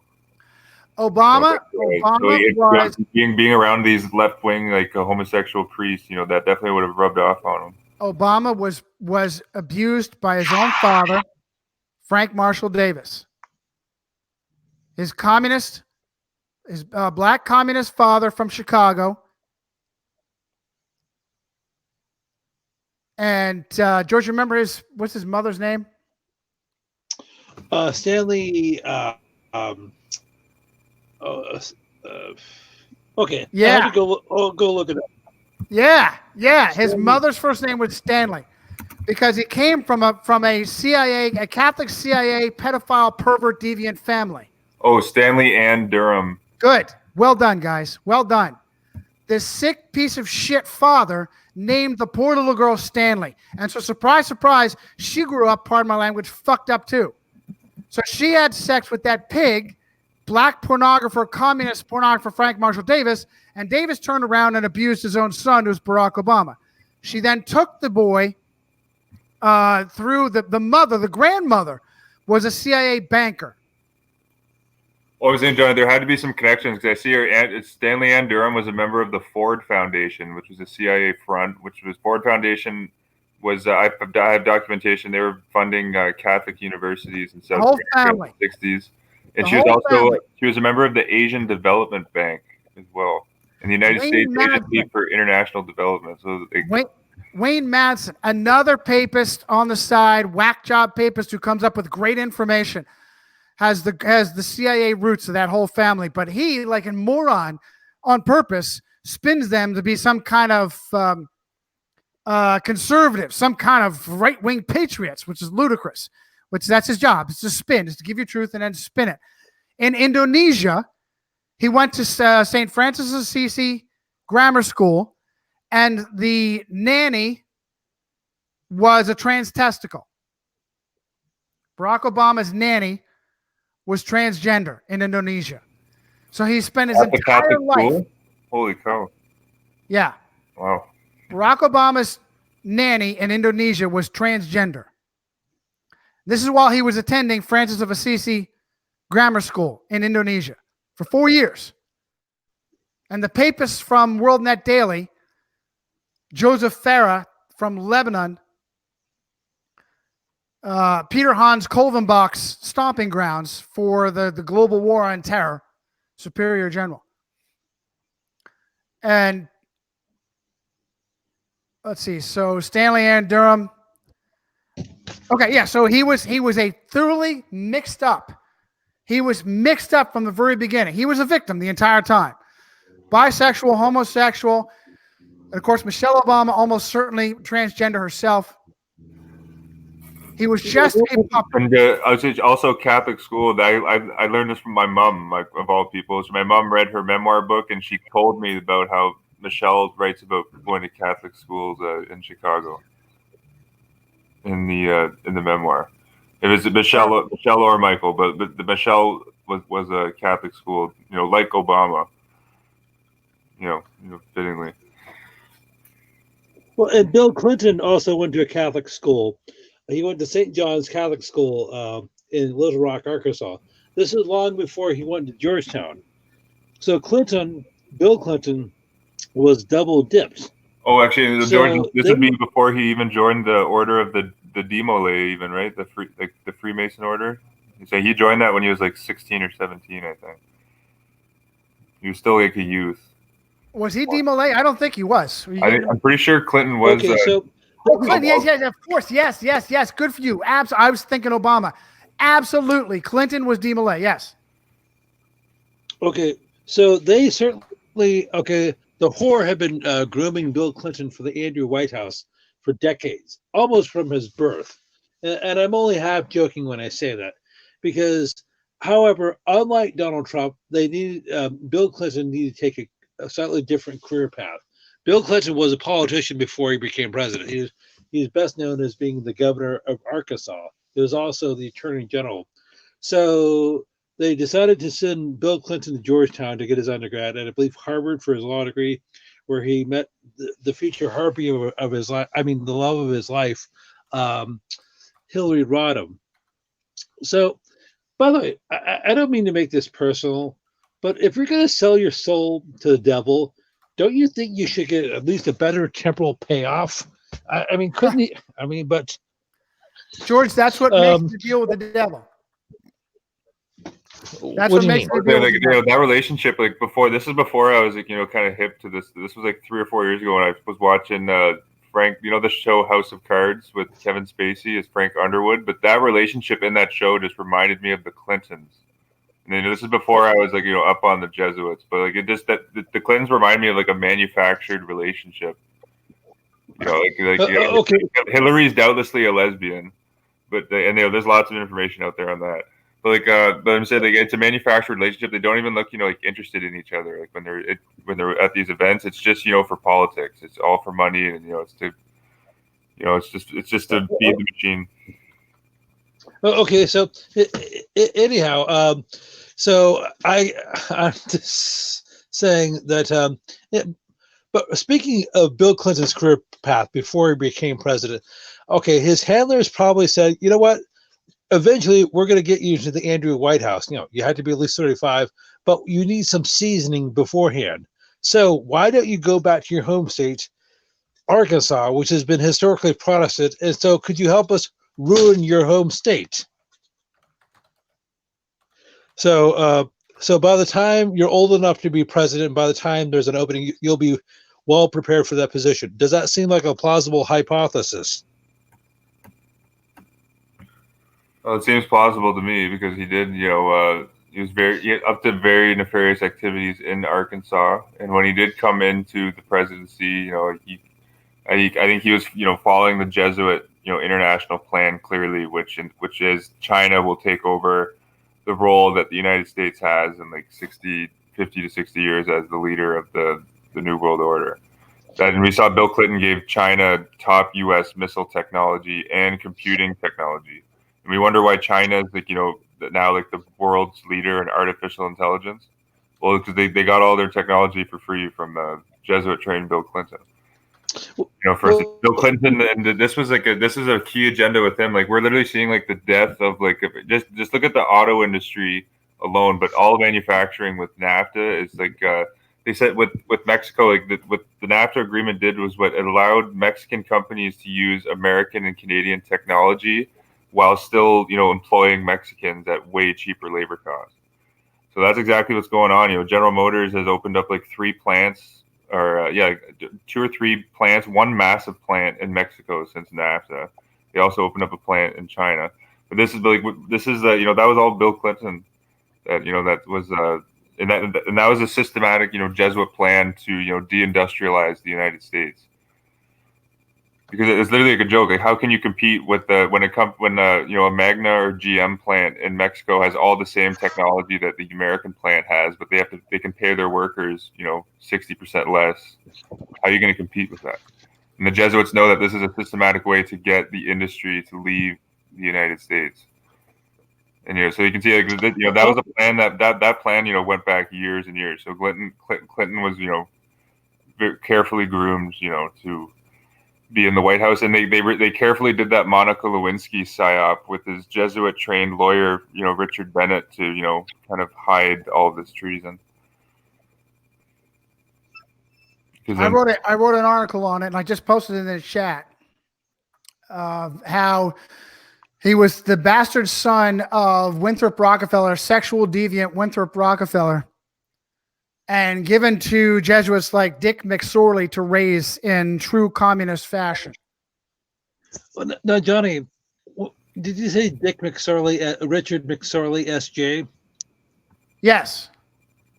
Well, Dick McSorley, like the communist hippie Jesuit. He was Kennedy's Jesuit too, right? Yes, the Kennedy family Jesuit. Yes. Oh, okay, so Bill Clinton, he mentions McSorley kind of in passing when he gave his speech at the Vatican in 1994. I'll pull that up. Yes, Dick McSorley. That sounds like an Irish venereal disease. Dick McSorley, yeah, it does. I'm sorry that just.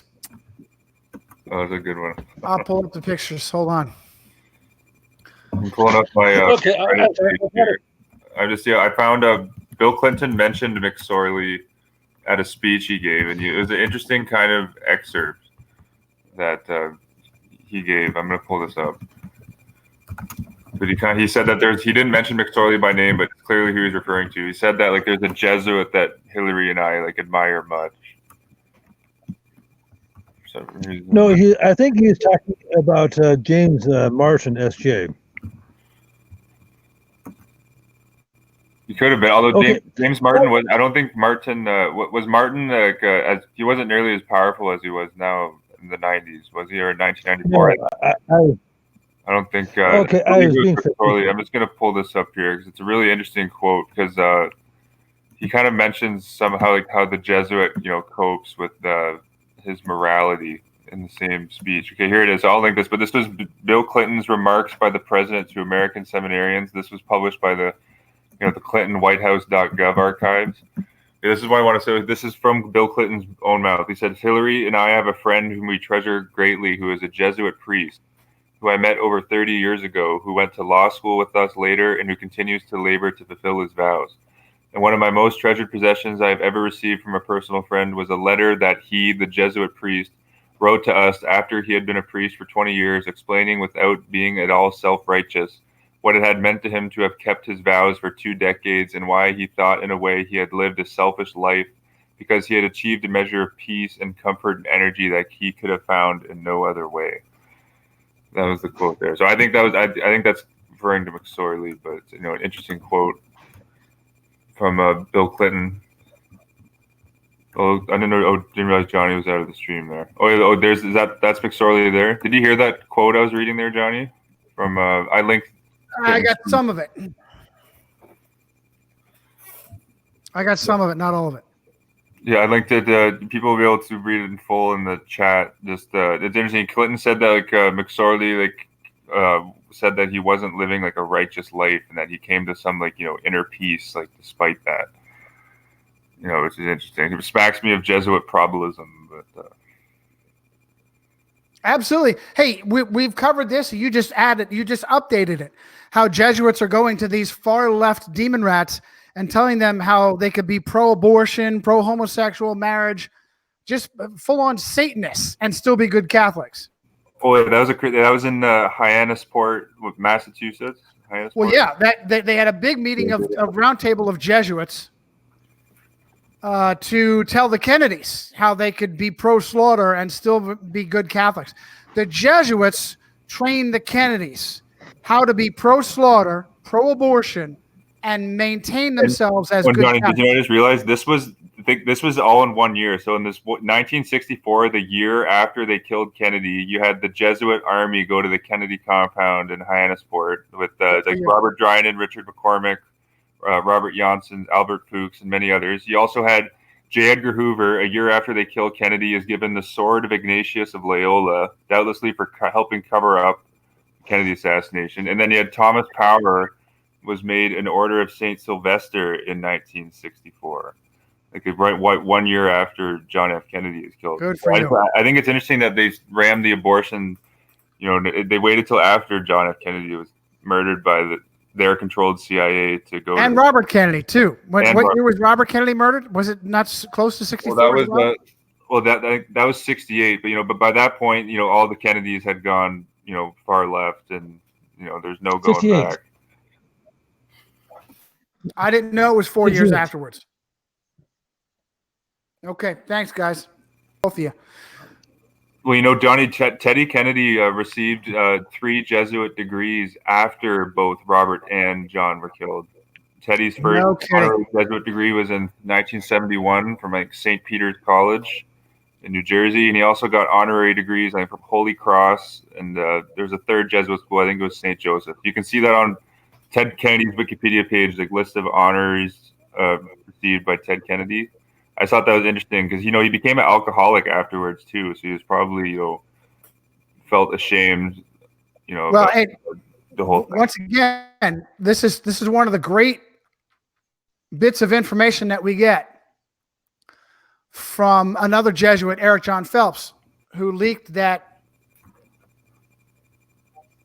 I'm pretty sure it was Phelps. And this is Roger Mahoney. Oh, good photo there. Wow. With the Clintons there. I'm pretty sure it was Phelps that leaked that Mary Jo Kopechne was murdered in deviant sex. And the car accident story was actually cover-up, part of the cover-up. Meanwhile, you're getting all frothed up over the car accident. You have no idea it's much worse than that. Very similar to the Monica Lewinsky psyop. You're getting all frothed up over a Bravo Juliet in the Father Andrew White House. Meanwhile, he's committing high treason with communist China, and he should have been executed for it.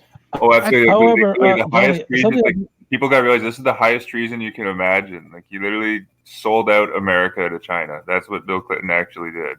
He gave all of top U.S. technology to the Chinese communists. He allowed China into the World Trade Organization too, which has stolen thousands of American steelmaking jobs because China has become the #1 steelmaker. Guys, do you know who this is in the back? Bernardin?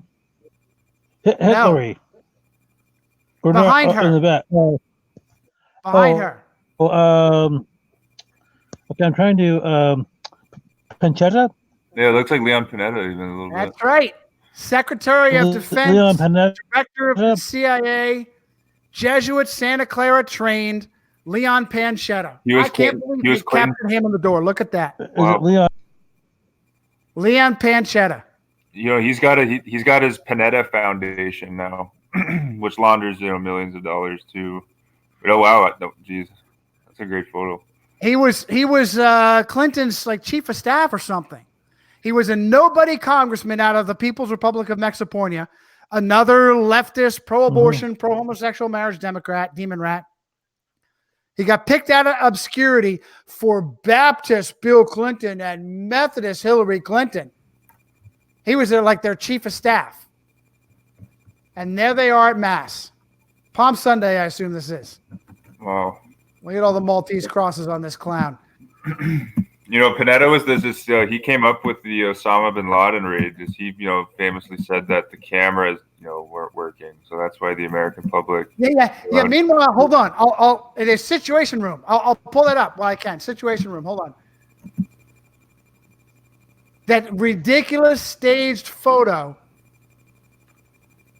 And they staged it, and then they had to admit it was fake. My computer is just really slow. Yeah, that photo. I know. Yeah, that was ridiculous. Well, Hillary had her hand over her mouth. Yep. And then they had to admit that there was no live feed from the raid, and this picture was completely staged. And let's count the papists in the picture. Either papists or Jesuit educators. It takes forever for the damn thing to come up. Well, I think this is Biden up here. Hold on. Yeah, it's papist thug number one, Joe Biden. Jesuit trained Robert Gates on the right, Boy Scout director. Here's Mike Mullen. There's Robert Gates. John Brennan, Jesuit trained at Fordham, currently the head of Jesuit Fordham National Security Council. John, the drone executioner Brennan. A whole room.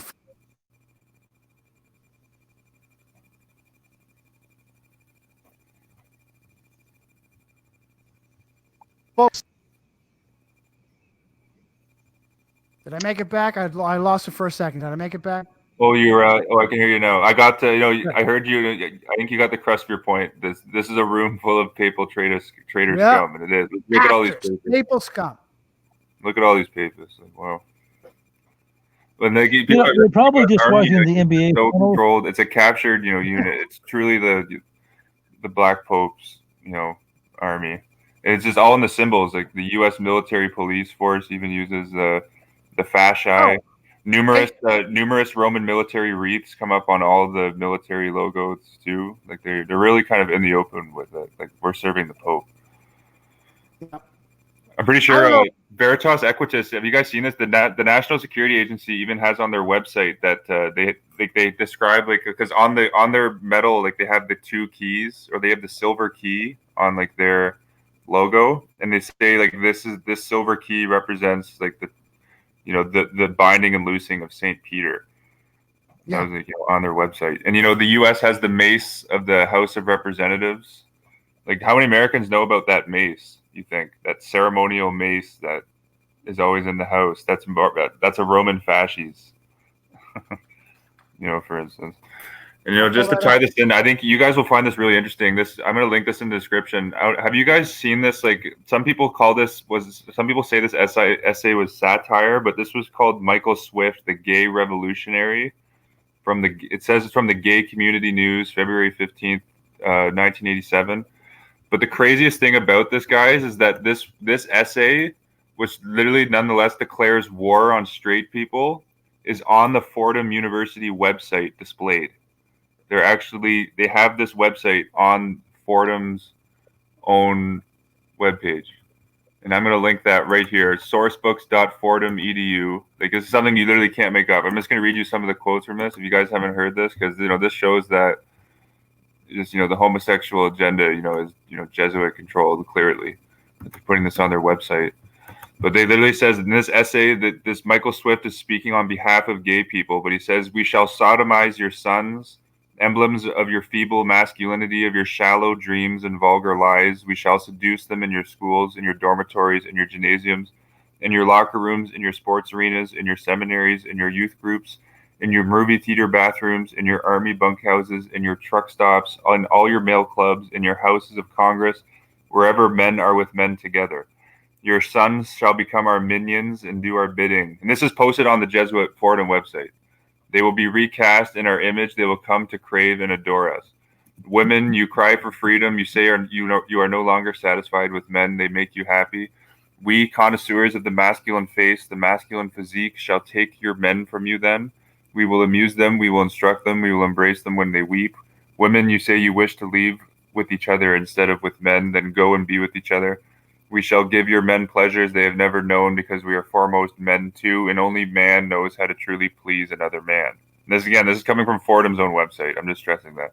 Only one man can understand the depth and feeling, the mind and body of another man. And this is where it gets interesting. He says all laws, and this is Michael Swift who wrote this initial essay that's Fordham's reposting. He says all laws banning homosexual activity will be revoked. That's pretty much already happened.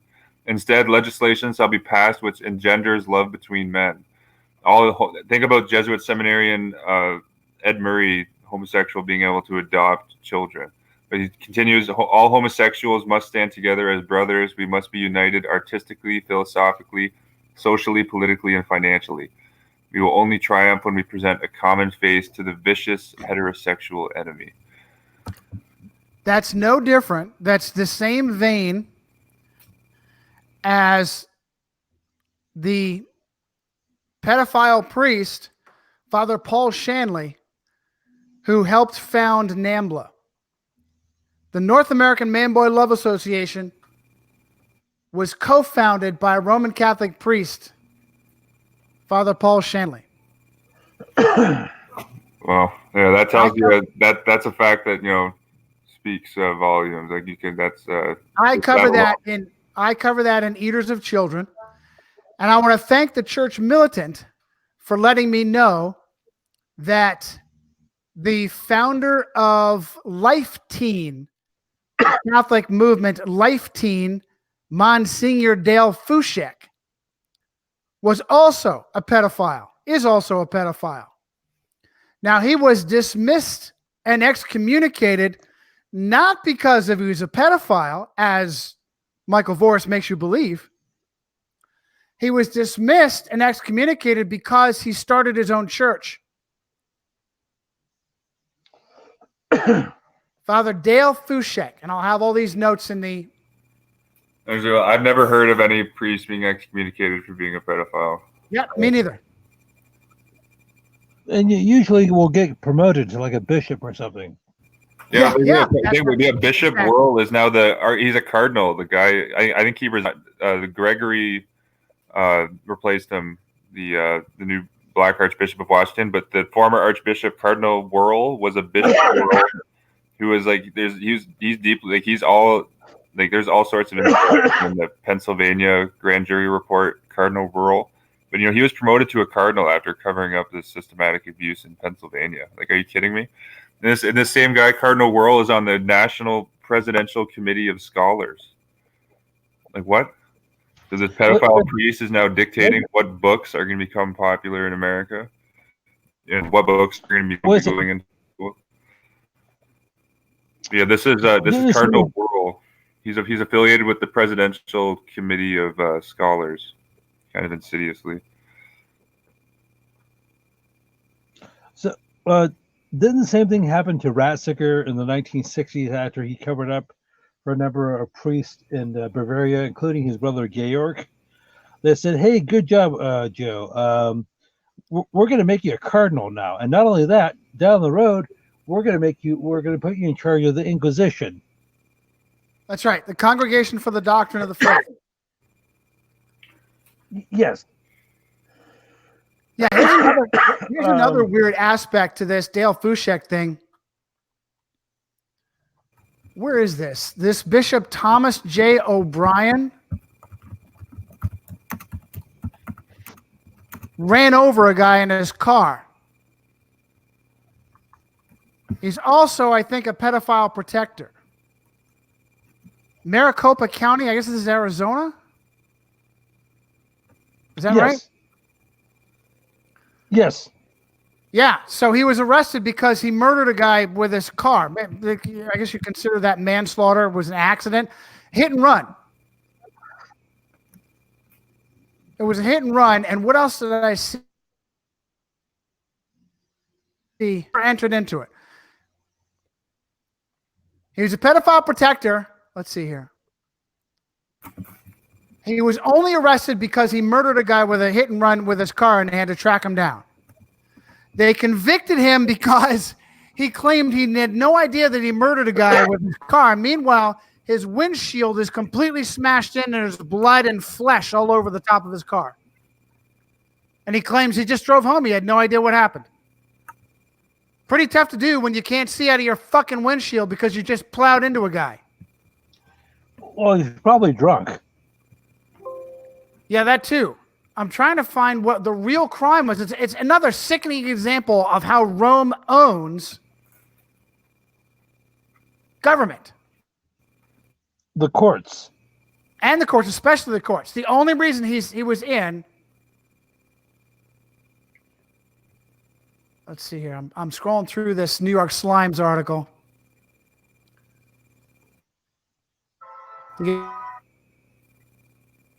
Pedophile. I'm pretty sure a pedophile enabler. 2 weeks before the accident, Bishop O'Brien narrowly escaped prosecution. Listen to this. 2 weeks before the accident. Look how they phrase that, quote, narrowly escaped. No, they clear like they. Oh, he was really in danger. Should I dare share my screen on this? I know I'm going to cause problems. I'll attempt to do that just so that it's interesting for the viewers. And I'm sure I'm going to lose. This is New York Slimes. If anybody needs this, let me know. I'll copy and paste because I subscribe. At the very bottom, you have this long, a Roman Catholic priest brought to justice, folks, convicted of murdering a guy with his car. At the very bottom, as an afterthought, 2 weeks before the accident, O'Brien narrowly escaped prosecution on charges of concealing instances of child molestation by priests in the diocese. Listen to this. By publicly admitting his role in the cover-up, which included moving accused priests to other parishes where they continued raping children, the bishop was granted immunity from charges of obstruction of justice. Did you hear that?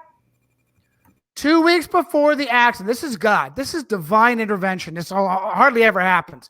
I wish God would do this every time. He murdered a man with his car.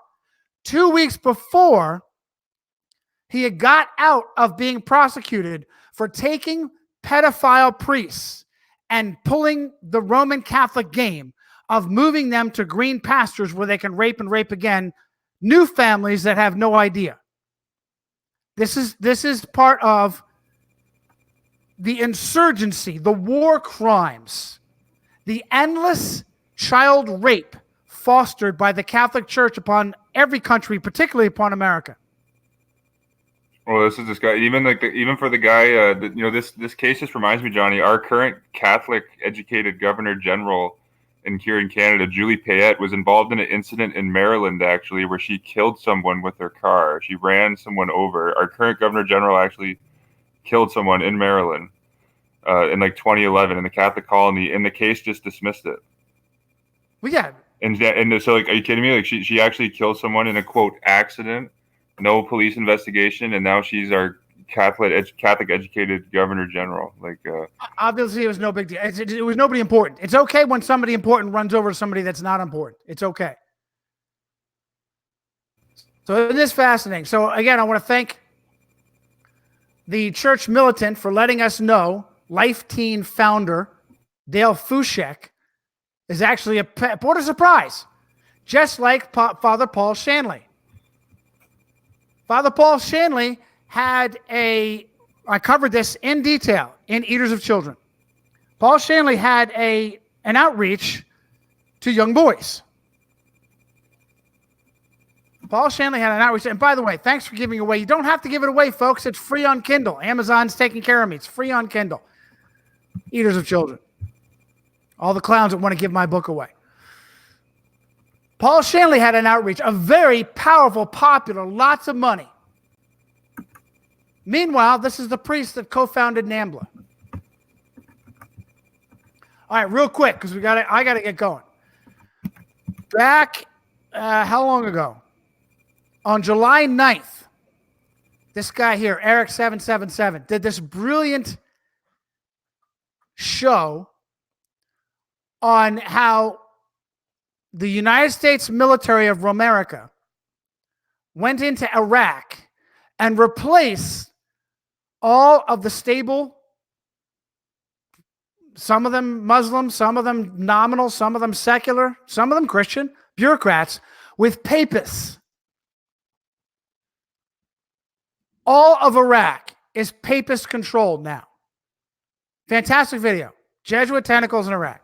Oh, thanks, Johnny. People aren't aware. This goes back to this is the genius of Edmund Walsh, the mastermind, evil Jesuit. Edmund Walsh was the guy who actually founded the Jesuit college in Baghdad called the Baghdad College. The New York, it's outed as a quote elitist school even on the New York Times. Well, But, let me follow. the Jesuit Baghdad College, the current prime minister, the current vice president, and the Georgetown of Iraq, Al Shalawi, who was giving the U.S. all the information that Saddam had WMDs with. So you can see how that was all, Jesuitical psyops to get, the American military into Iraq for regime change. And this goes into Cardinal. This was a quote just war, according to Cardinal Edwin Frederick O'Brien. For instance, and he was Edwin O'Brien was the head of the. Oh, Johnny, your audio went out there, but I see you got the photo of Baghdad College up. Just your audio's out. Check. Oh, Johnny will be back in. Yeah, he pulled up you should put up those photos on the screen. Those are great. Have you seen those photos, George? Of Jesuit College in Baghdad. Oh, looks like Johnny's back in. Wait, check. Do you hear me, Johnny? I got you.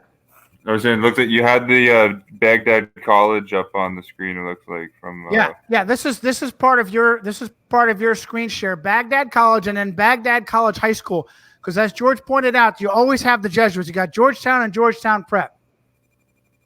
You always have the Jesuits thoroughly controlling. What did Xavier say? I heard Michael Voris mention the conspiracy theory that Francis Xavier was the lover of Ignatius Loyola. I'd never heard that before. That's from Michael Voris. Of course, he was upset, saying that there's nothing to it. I'm going to look into it now. It wouldn't surprise me. Just the Jesuits are very they're men centered. There's a reason they let no women in their order. Do you see what the scum, the papist boy buggering scum at You Screwed say should be my next video? Brian Denlinger on Jesuit movie stars. Are you kidding me? That clown? You wonder why we can't get anywhere on You Screwed, why every other video is getting blocked. Oh, they rig the algorithms, so it's crazy. Like, I get just nonsense in my recommendation feed constantly. This is a follow-up to your report, your excellent report, Eric. This is also from Michael Voris, the unmitigated balls. These people, I'll tell you, I'll bet you they know what they're doing. The mere fact that Voris is flashing that Jesuit homosexual on the screen, Stephen Anderson, and implying that he is the archetypical Protestant preacher, I think you bastards know what you're doing. Because you mentioned he didn't mention Anderson by name either, right? He just showed. He did not. It flashed on the screen. You know what the hell is that? Is that just an example of a Protestant preacher? Do you want me to believe that? Your Catholic audience believes it. They have no idea who that is.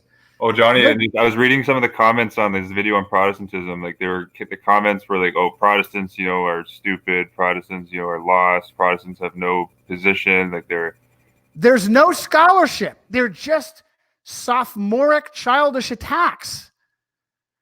We would own them in a debate. We'd leave them spinning. There's no scholarship in their attacks.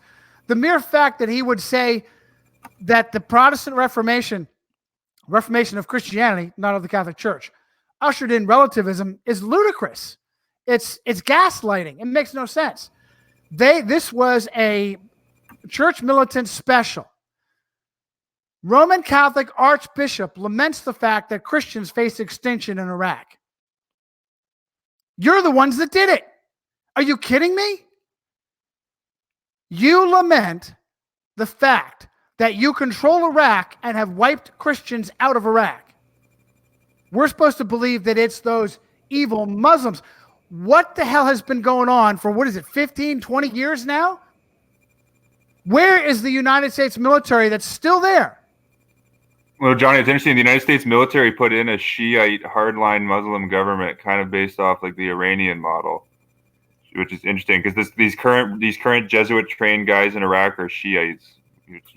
I am sick over what I was forced to participate in.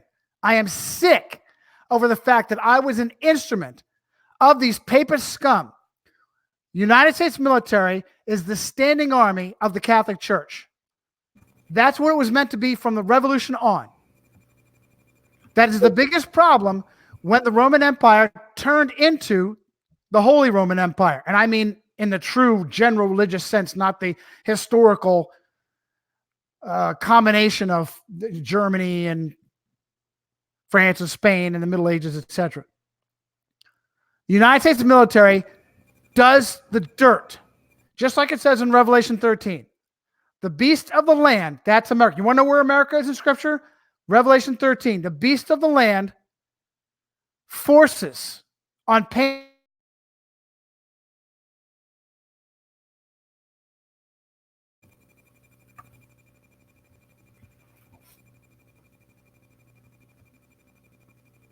Well, I think we lost your audio there.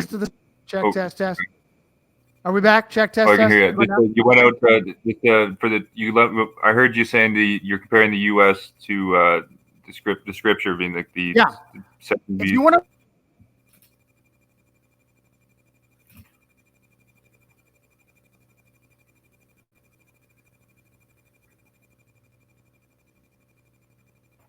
Oh, I think Johnny's audio is coming in and out. See if I remove his screen, if that helps. Yeah, for me, I linked this just for you guys. I put this in. I found an archive. It looks like the boy burglars took the pedophile priest Cardinal Wuerl off of the Commission of Presidential Scholars, but you still have the Roman Catholic Tina Holland, the president of the Catholic Missionaries of Our Lady University, on the Presidential Commission of Scholars, and Mandy Manning. Revelation. Oh, do you hear me, Johnny?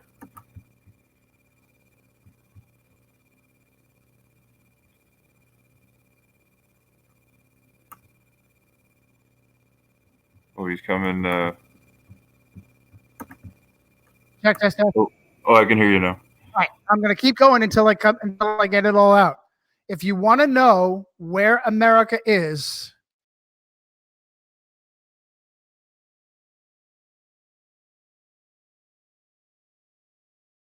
Bible, it's Revelation. The beast of the land is America. I'll stop my camera and see if that helps. The beast of the land forces everyone else, everyone on earth, to worship the beast of the sea, and that's Rome, that's the Vatican. I am absolutely sick that praise God that I never broke my oath, because there are many more who do and have.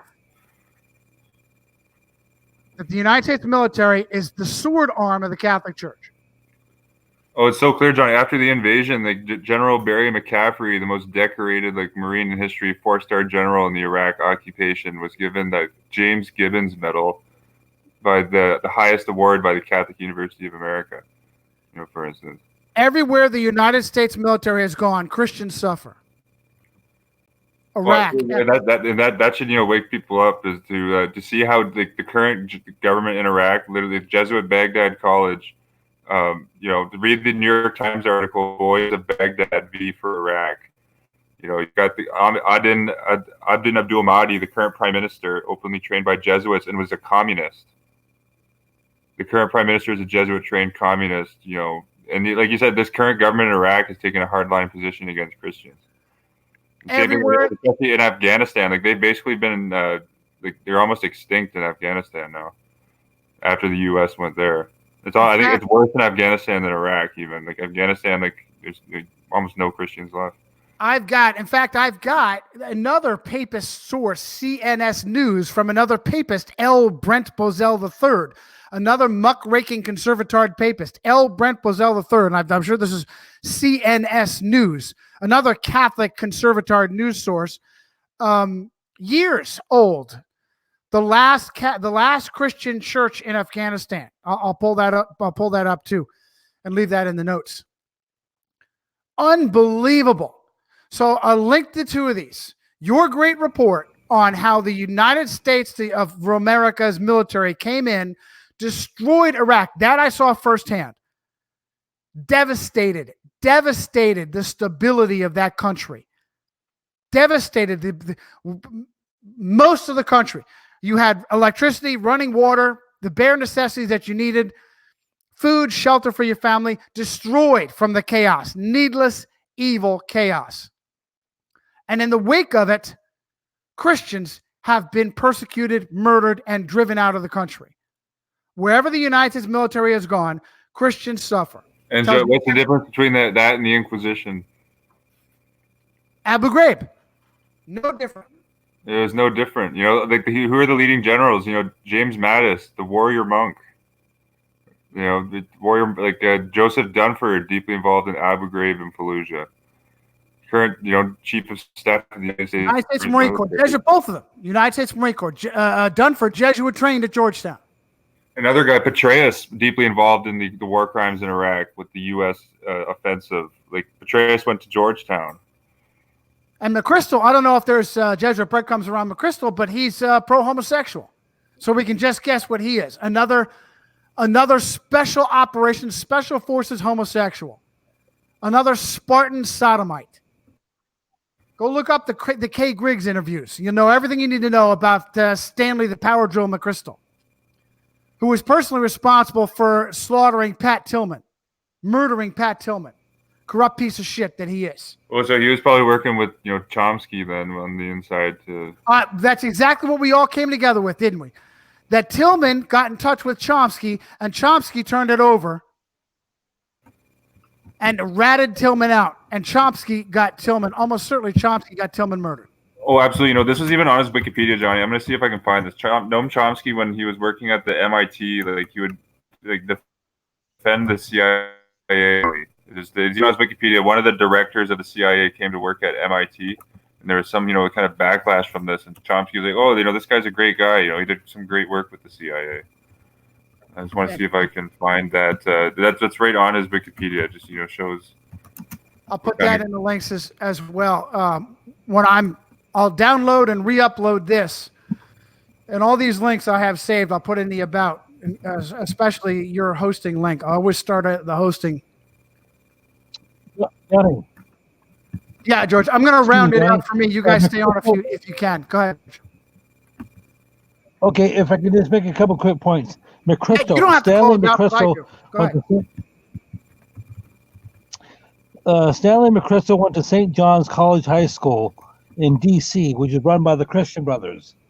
Get the hell out of here. Couple things. Oh wow. Stanley the Power Drill went to a Catholic high school. Yes. Okay. Can you spare 5 minutes, Johnny? You guys, just really quickly, holy cow, this is on Chomsky. Chomsky got an honorary degree from Loyola Chicago, 1970. Oh, they love him. The Jesuits love him. That's a fantastic find, George. No, great find on McChrystal. Holy cow, you know, McChrystal and Chomsky there. Those are both, you know, that's both news to me. Perfect. McChrystal, wow. Okay, couple things, Johnny. I know you had to be going, and I had to be going as well. Two things I wanted to mention. Frank Zappa, who lived from 1941 to 1994. He died of cancer relatively young, so he's 52, 53. He was married twice. His second wife, Gail, went to Loyola Institute prep school in London, England.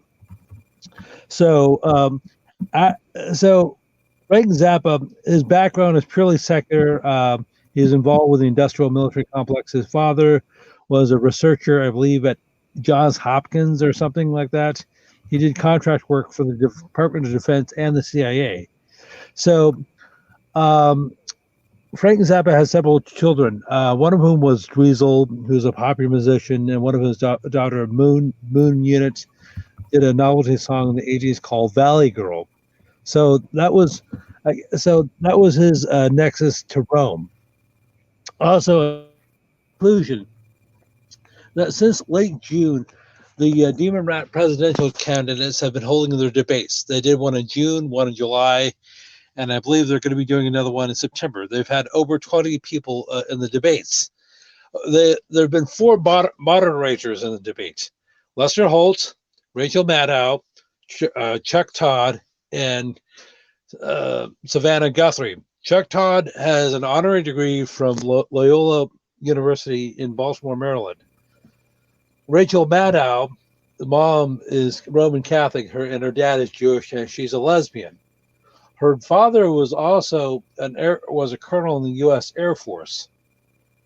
And Savannah Guthrie has a law degree from Georgetown. So at least 3 of the 4 moderators are affiliated with Rome somehow. Next show, whenever that is, I'd like to get into some of the candidates, how Rome controls, and demonstrate how Rome controls most of them. Oh, okay. And the Democratic, like this was, I think, iconic recently because it showed, well, like, and this is, coincides with the Catholic Richard Trumka's AFL-CIO and American Labor. Like American Labor cares more about Catholic immigrants coming into the U.S. than they do about American citizens. But they raised their hands saying, like, all the Democrats raised their hands. I forget which moderator. It was probably a Jesuit, one of the Jesuit tied moderators you just mentioned. It might have been Chuck Todd, who had the honorary degree at Loyola Baltimore. But the moderator asked the Democratic candidates, they all raised their hands. The moderator said, he said, please raise your hand if, addressing to the candidates, raise your hand if your health care plan will provide coverage to undocumented immigrants. And they all raised their hand. Yeah, the 100%. They 100% want taxpayers to pay for illegal immigrants. They 100% are for slaughter in the womb from conception to birth. Every single demon rat candidate. Every single demon rat candidate. Make the United States taxpayer pay for the illegals and pay for slaughter from conception to infanticide. Oh, it's crazy. And think about these Democrat-run cities in the U.S.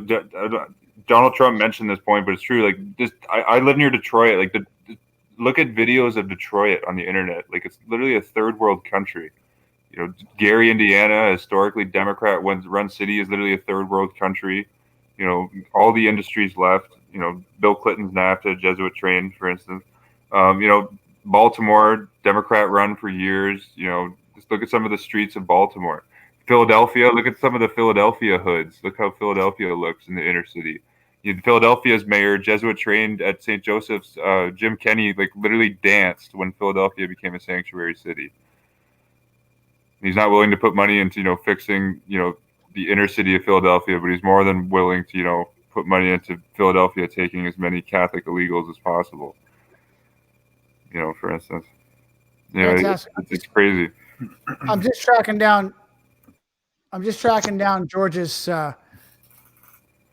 St. John's College High School. And that's Christian Brothers? Yes. Bingo.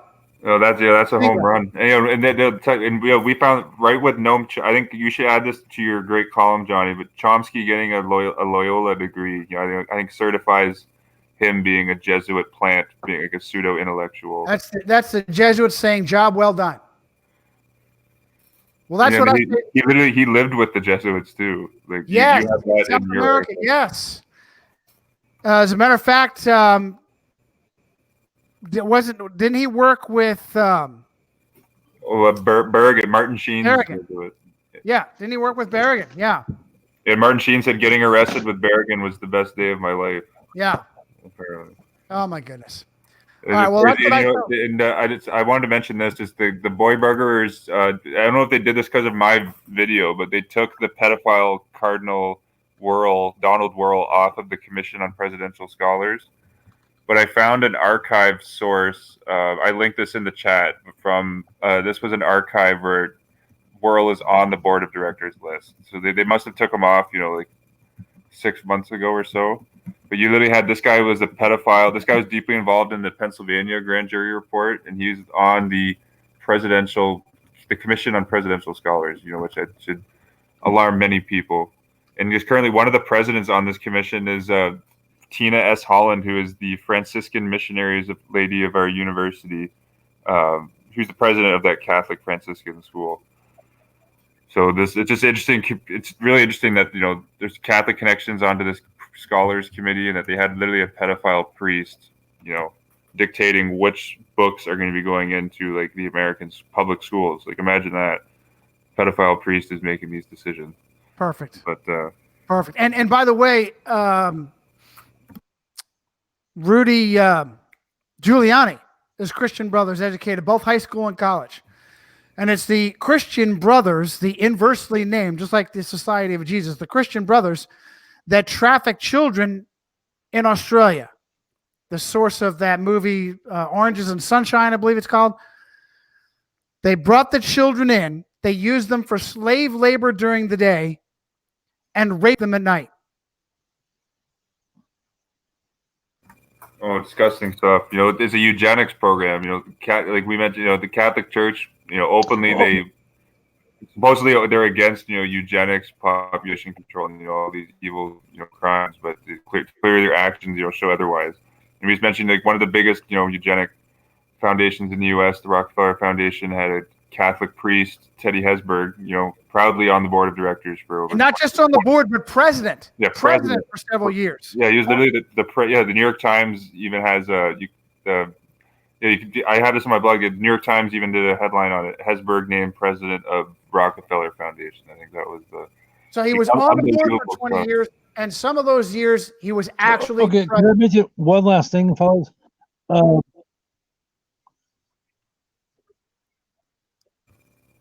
Check. Do you hear me, George? You're trying to go one last thing, and you cut out, George. Yeah.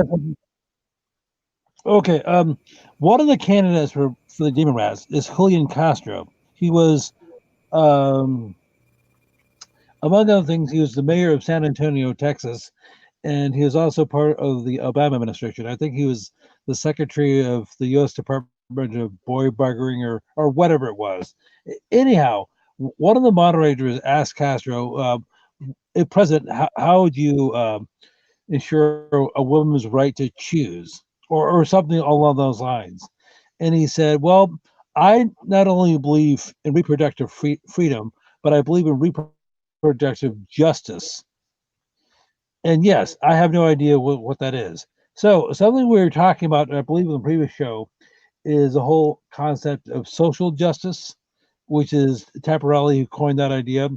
So they not only believe in social justice, they believe in reproductive freedom and reproductive justice. They also believe in economic and environmental justice. So anytime you see the word justice thrown onto another word, as you can tell there's a Jesuit involved with it. So I'd say it's always, think just, George, you just keep going. A fantastic point. When people see the word justice, think Jesuitical probabilism or Jesuitical doublespeak. Yes. So anyhow, if you do a search on Julian Castro, one of the things you'll say is Julian Castro Catholic, and he says when he announced his campaign last February, he said Catholicism is a central part of his life and would be an integral part of his presidency. But wait a second. Whoa, he said that? Holy cow, jeez. Wow. So wait a second. I thought the Catholic Church is supposed to be against abortion. I thought the Catholic Church was supposed to be against contraception, homosexuality, and all those wicked things. However, he has no qualms whatsoever, basically having the U.S. and Mexico essentially merge.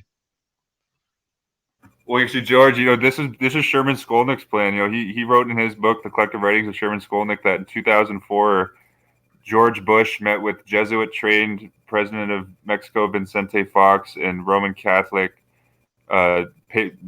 numerous papal knight, Juan Carlos of Spain. And Skolnick says that the plan was for the U.S. and Mexico to reverse the treaties of the United States-Mexico War of 1847. So Skolnick said that there's going to be some concessions made. So he said that southern Texas will become Mexico, Southern California will be Mexico, and Arizona and New Mexico will become Mexico.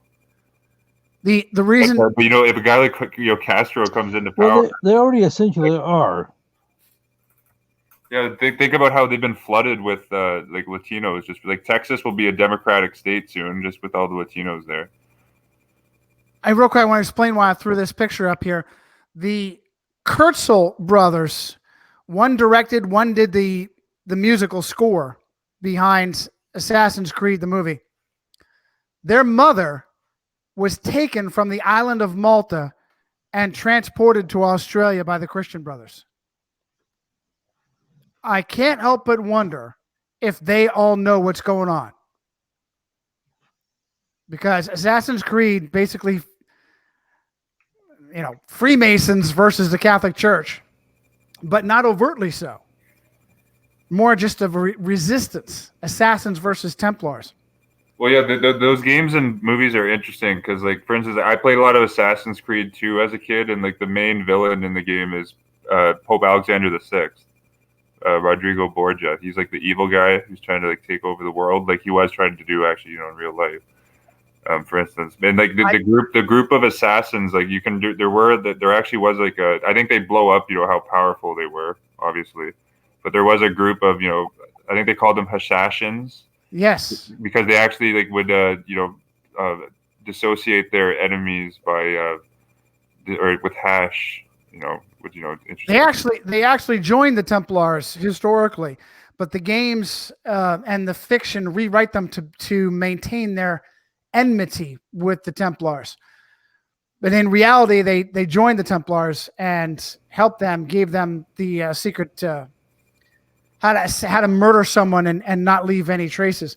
But I'm just throwing that up there, saying that good job for today, guys. Resistance is rising. I gotta go. Keep going if you can. I'll keep listening. Oh yeah, great job.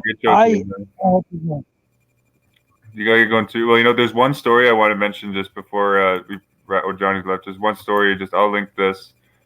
This was headlined: Federal funded Catholic Relief Services paid future Obama ambassador $384,000. It just goes into Ken Hackett was Barack Obama's U.S. ambassador to the Vatican. Well, he was appointed in 2011, but this article goes into how while Ken Hackett was the head, and Ken Hackett was Jesuit trained at Boston College, it goes into how he was receiving.